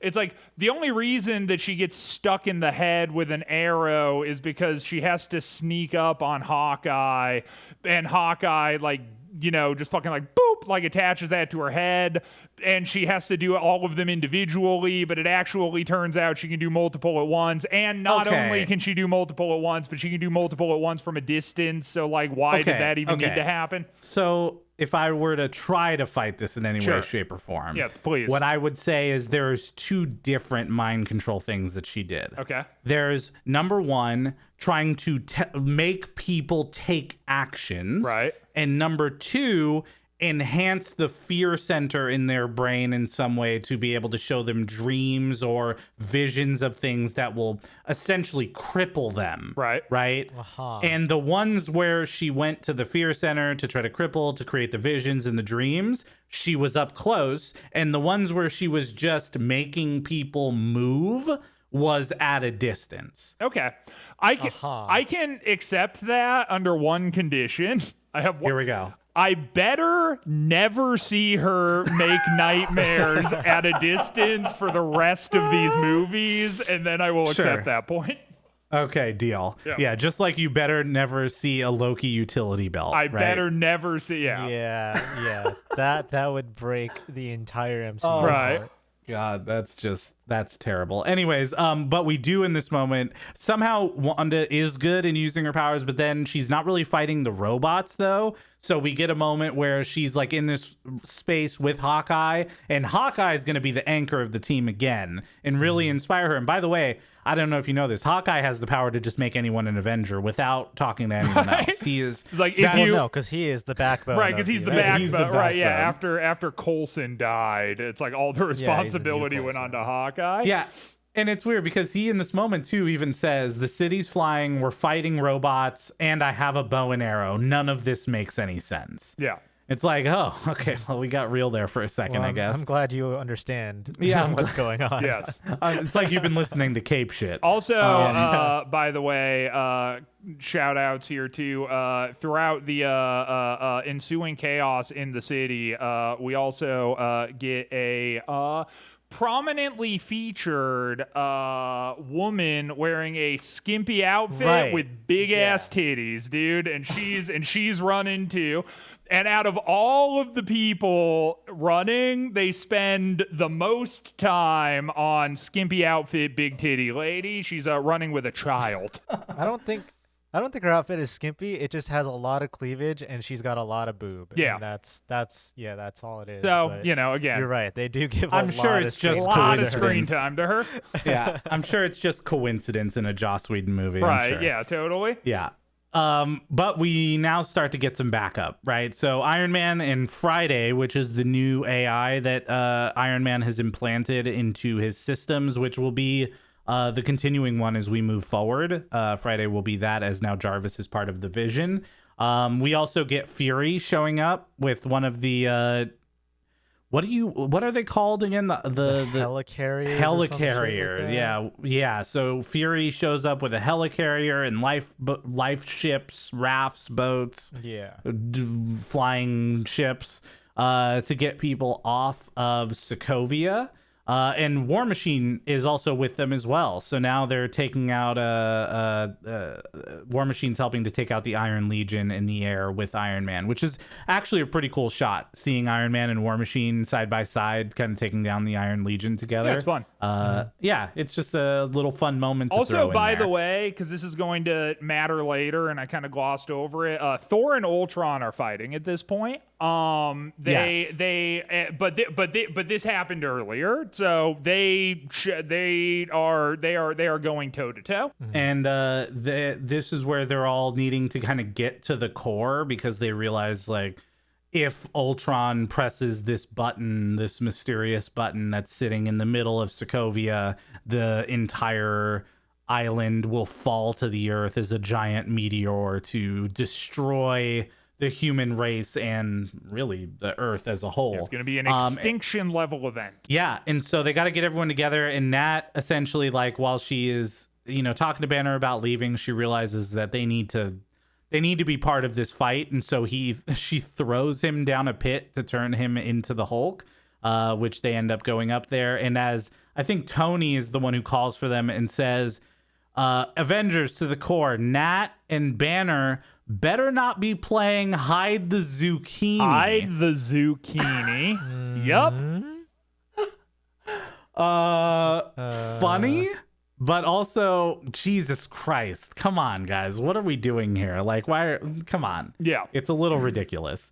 But now we're here. This is it. The also, big it's like Avengers. The implication that, like, she's gonna he would do it while he was Hulk. Yeah, like they're gonna like fuck while he's the Hulk. Like I'm pretty sure that would kill her, dude.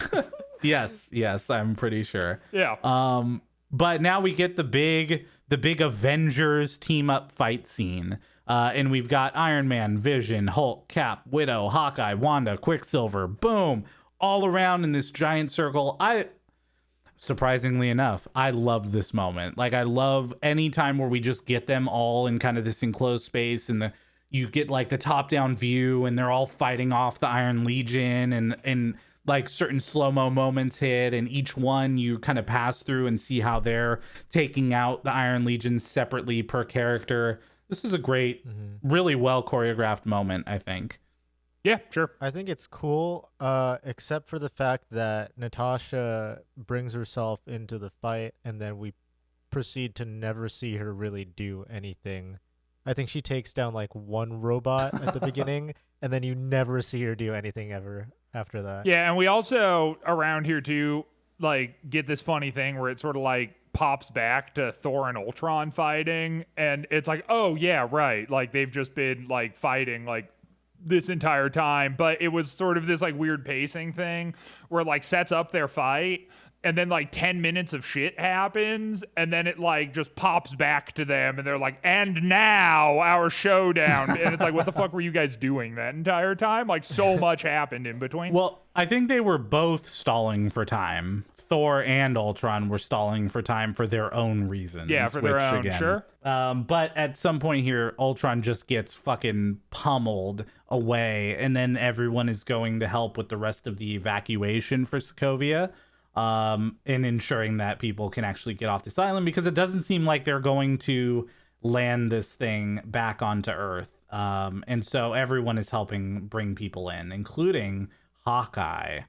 Which, thank goodness, Hawkeye's there, honestly. Right, your boy. And then he really saved it. And actually, he looks at Titty Girl, and that's the whole impetus of his thing, is that now the girl with the tits is in the ship, but her kid is out there in the rubble. Yeah. And he's like, well, I'm a sucker for women with huge titties. I guess I'll go rescue your child. And then he begins running towards the rubble selflessly. And the funny part is that the kid isn't even trapped. He's just there. He's just kind of standing there. Yeah, he's like, I'm gonna put everyone's life at risk.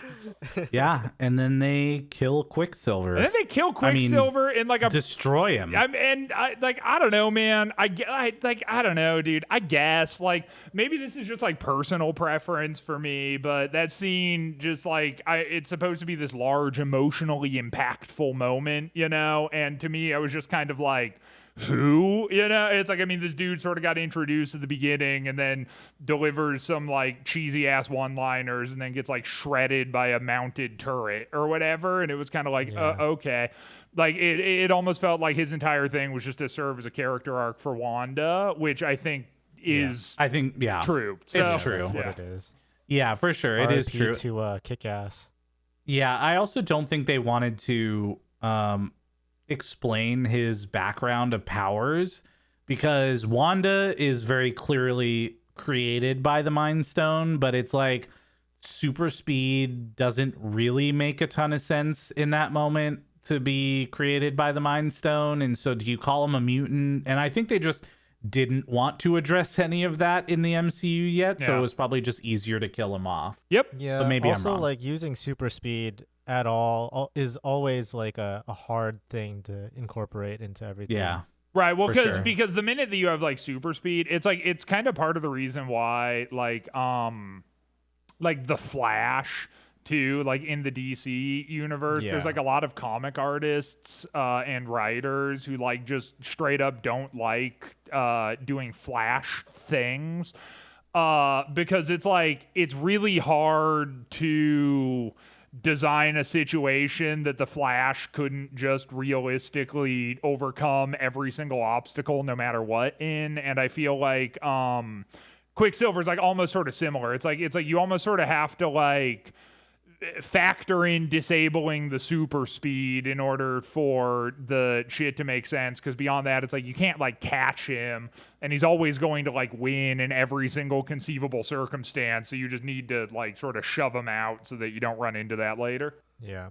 Also, unrelated trivia, what's his face that plays Quicksilver in this movie plays Kick-Ass in Kick-Ass, but then Evan Peters is also like Kick-Ass's best friend in Kick-Ass, but Evan Peters also plays Quicksilver in the X-Men movies. Yeah, So. these both Wanda and Quicksilver for this movie were on loan from 20th Century Fox. They still actually owned the movie rights to these characters when they showed up. Yeah. Which Disney at some point was like, cool, we'll just buy 20th Century Fox, no big deal. Just give us all your characters now. That's fine. Anyway, so Quicksilver is dead.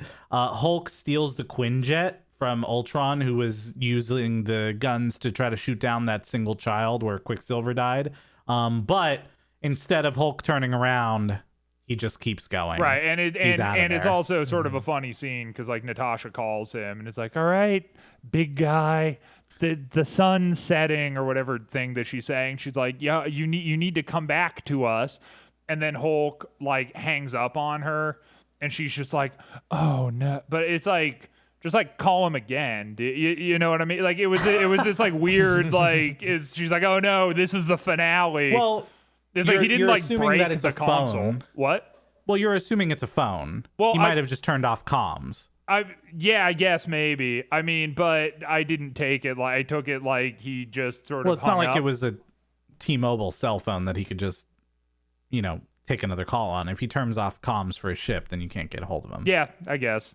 Anyway, back to you. He's I got win. really big fingers. Maybe he just like pushed the wrong button. Right. Yeah, there you go. And hung up on yeah. him. Yeah. Yeah, exactly. Yeah, this is all very realistic, okay?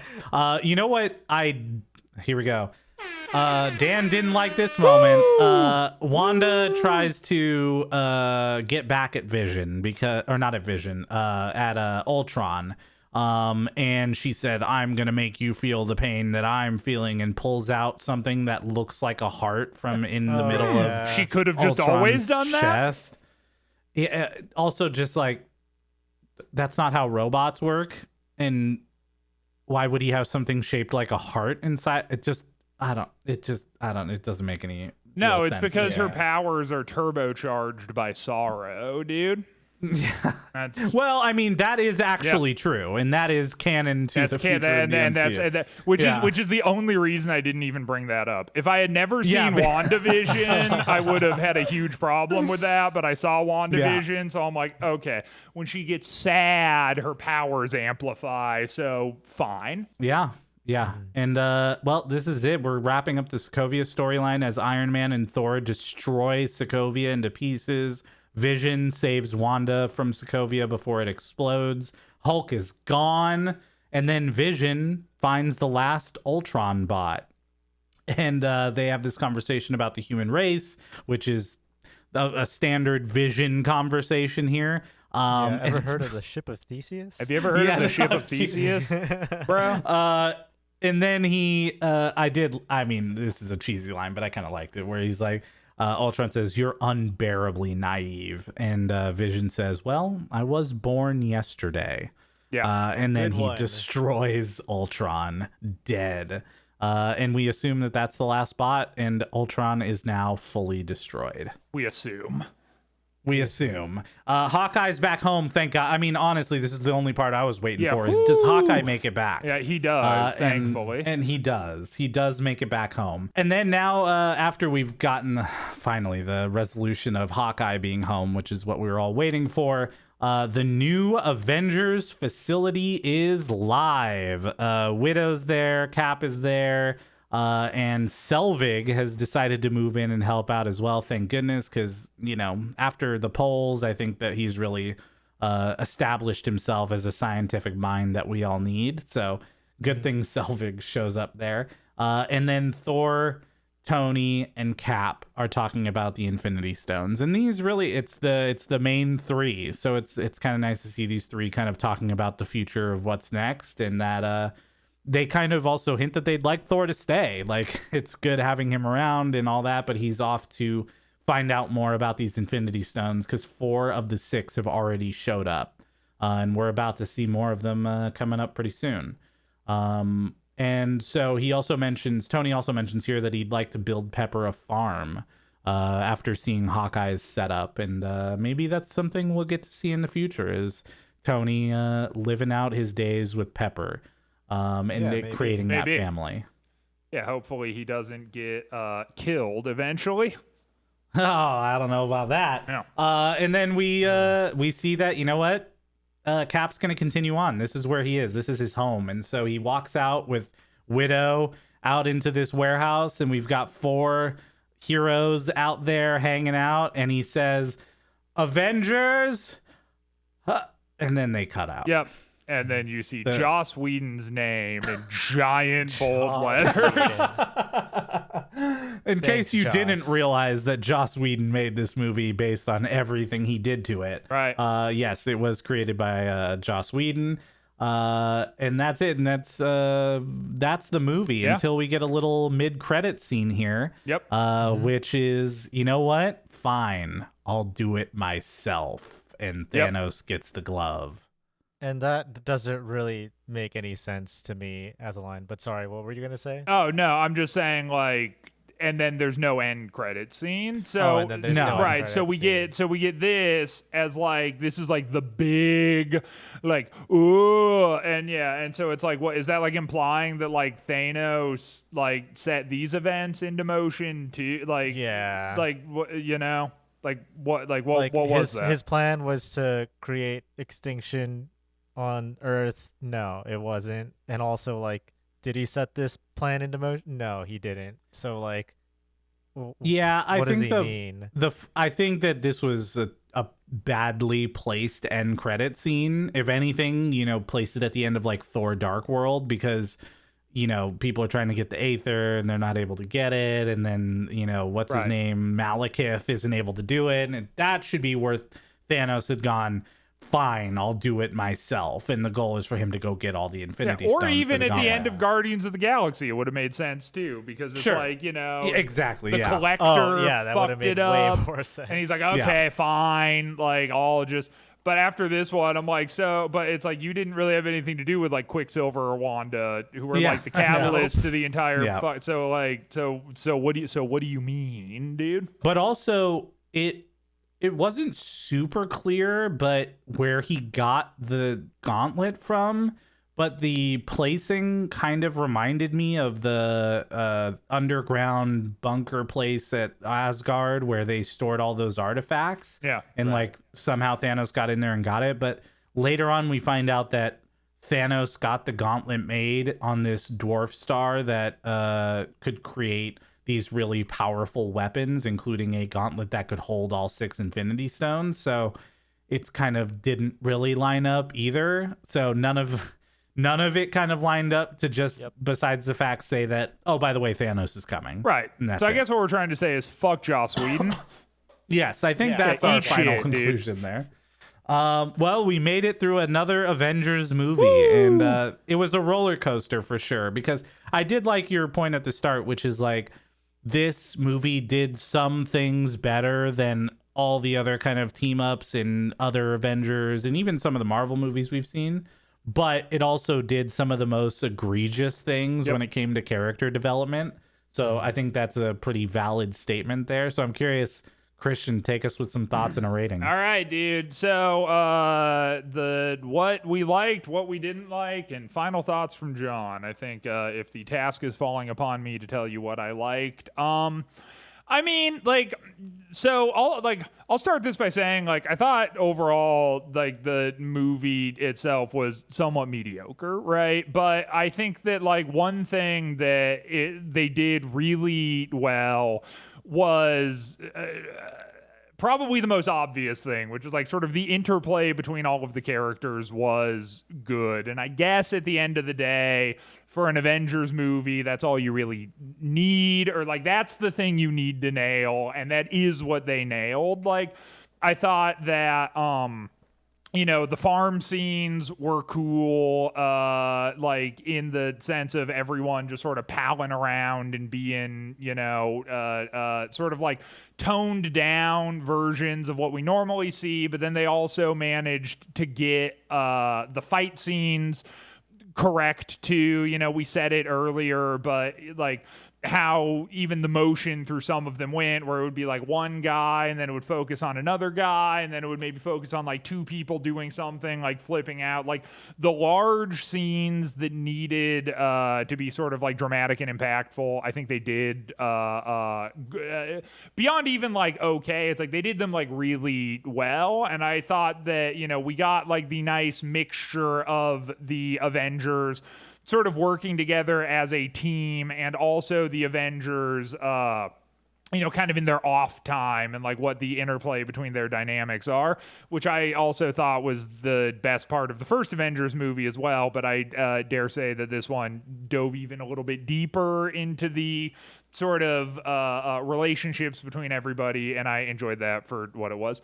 That being said, I am going to go ahead and give this movie, wait for it, a 3 on the Christians. No, come on. But Come I am on. going to hit you with a little justification as to why. And it's interesting because I'm learning a lot about sort of myself and my own taste, which I've said before. Before we even started this, I was kind of like, I don't really like these movies. It's hard for me to explain why. But I've really started to figure out the why. And I think for me, it's like the story has to hold together and like make sense to me. And if it doesn't, it irrevocably destroys my enjoyment of the thing. I think back to like all of the movies that we've watched from the MCU that I have kind of enjoyed, and it's like a plot that doesn't leave me wondering too much by the end. Like, and I think in this one, personally, and I don't know, I mean, maybe I'd actually be interested to hear your guys' thoughts on this. I feel like the story was the weakest part to me. Like the sort of visuals and even like, some of the more individual scenes were really good, actually. Like super serviceable and beyond even serviceable into a realm of being like great at points. But the overall narrative of the thing just felt weak to me. And it just messes up my enjoyment of the thing when, we don't get sort of a lot of larger meta plots. It's like sort of what you saw on the screen was what was happening, and by the end of the movie, I'm still wondering about powers and Ultron in general, and if there was sort of any larger points to be gleaned from this other than just what I saw unfold in front of me, which was fine, but I wouldn't really recommend it to anyone. It's interesting. I thought fair. it would at least get a 4. I really did. Thought it was going to at least get a 4. I like but the hey, first Avengers more, dude. Like, honestly, I don't know. Yeah. Yeah, well, good thing this is the last Joss Whedon outing. Yeah. And you know what? Not to steal your because it's your part of the segment now, but like legit, I think I might just not like Joss Whedon. Like, honestly. Which is fair. Because It's fair. like Yeah. The points in this movie that stuck out to me as like not good were like it's like they stuck out to me so hard. I was like, what the fuck Yeah. is that even? Again, dude, Banner falling over a bar to like motorboat Black Widow. Like there was just too much of that for me to really be Yeah. like, oh, this was great. Sure. That's fair. What didn't I like? I didn't like the Banner Widow relationship. I didn't like realistically how they kind of treated that whole thing through the movie. I think that I kind of didn't remember how hard they pushed that in this movie, because as we go past this, they kind of don't revisit that relationship idea again, but it almost feels like more of a brother-sister relationship moving forward. And so it didn't really...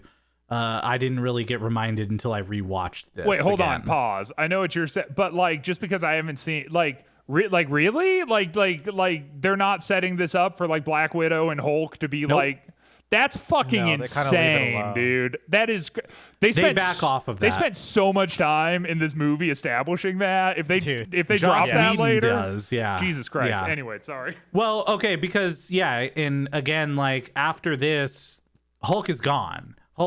We don't know where he goes, and we will find out eventually, but that's not for a little while. It's going to be, I think, at least 3 years before in MCU time, 3 years until the Avengers link up with Hulk again, at least as a full team capacity. But anyway, so I didn't really like how forceful it all felt, and the forced moments where they really, again, kind of fucked over Black Widow. And again, it really made me see the pattern of Joss Whedon here between these movies. And I think before it was harder for me to see the patterns because I saw them when they all came out. So it was, 3 years or 4 years in between Avengers movies.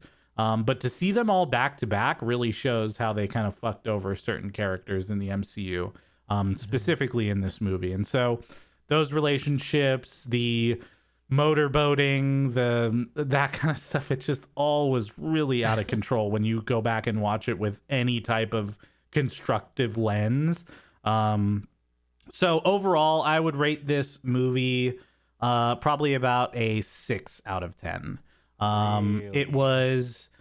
I really enjoyed the moments that were down to earth, the party, the barn or the farm or whatever. Those were cool. And I am a sucker for any moment where all the Avengers are fighting right next to each other and getting those slow motion moments, or the moment where they're surrounding the core and fighting. Overall, though, like Quicksilver didn't hit that hard for me. Wanda didn't hit that hard for me in this movie, even knowing where she's going to go, what she's going to be. So yeah, I'd say a 6 out of 10 for this movie. Sick. So this movie kind of hit a lot of extremes. I don't think there was much like lukewarmness or mediocrity in this movie. It was either really bad or really good. And So like the parts that I loved were the art direction on Ultron, the art direction on Vision. I thought the CGI, like the camera movement in fights, was really fucking cool. Um, but then then you get all the fucking Whedonisms, as people like to call it. And that drags the movie down a lot. And to Christian's point, yeah, this movie doesn't really have a lot going for it in terms of story, and there are a lot of holes you can poke in it.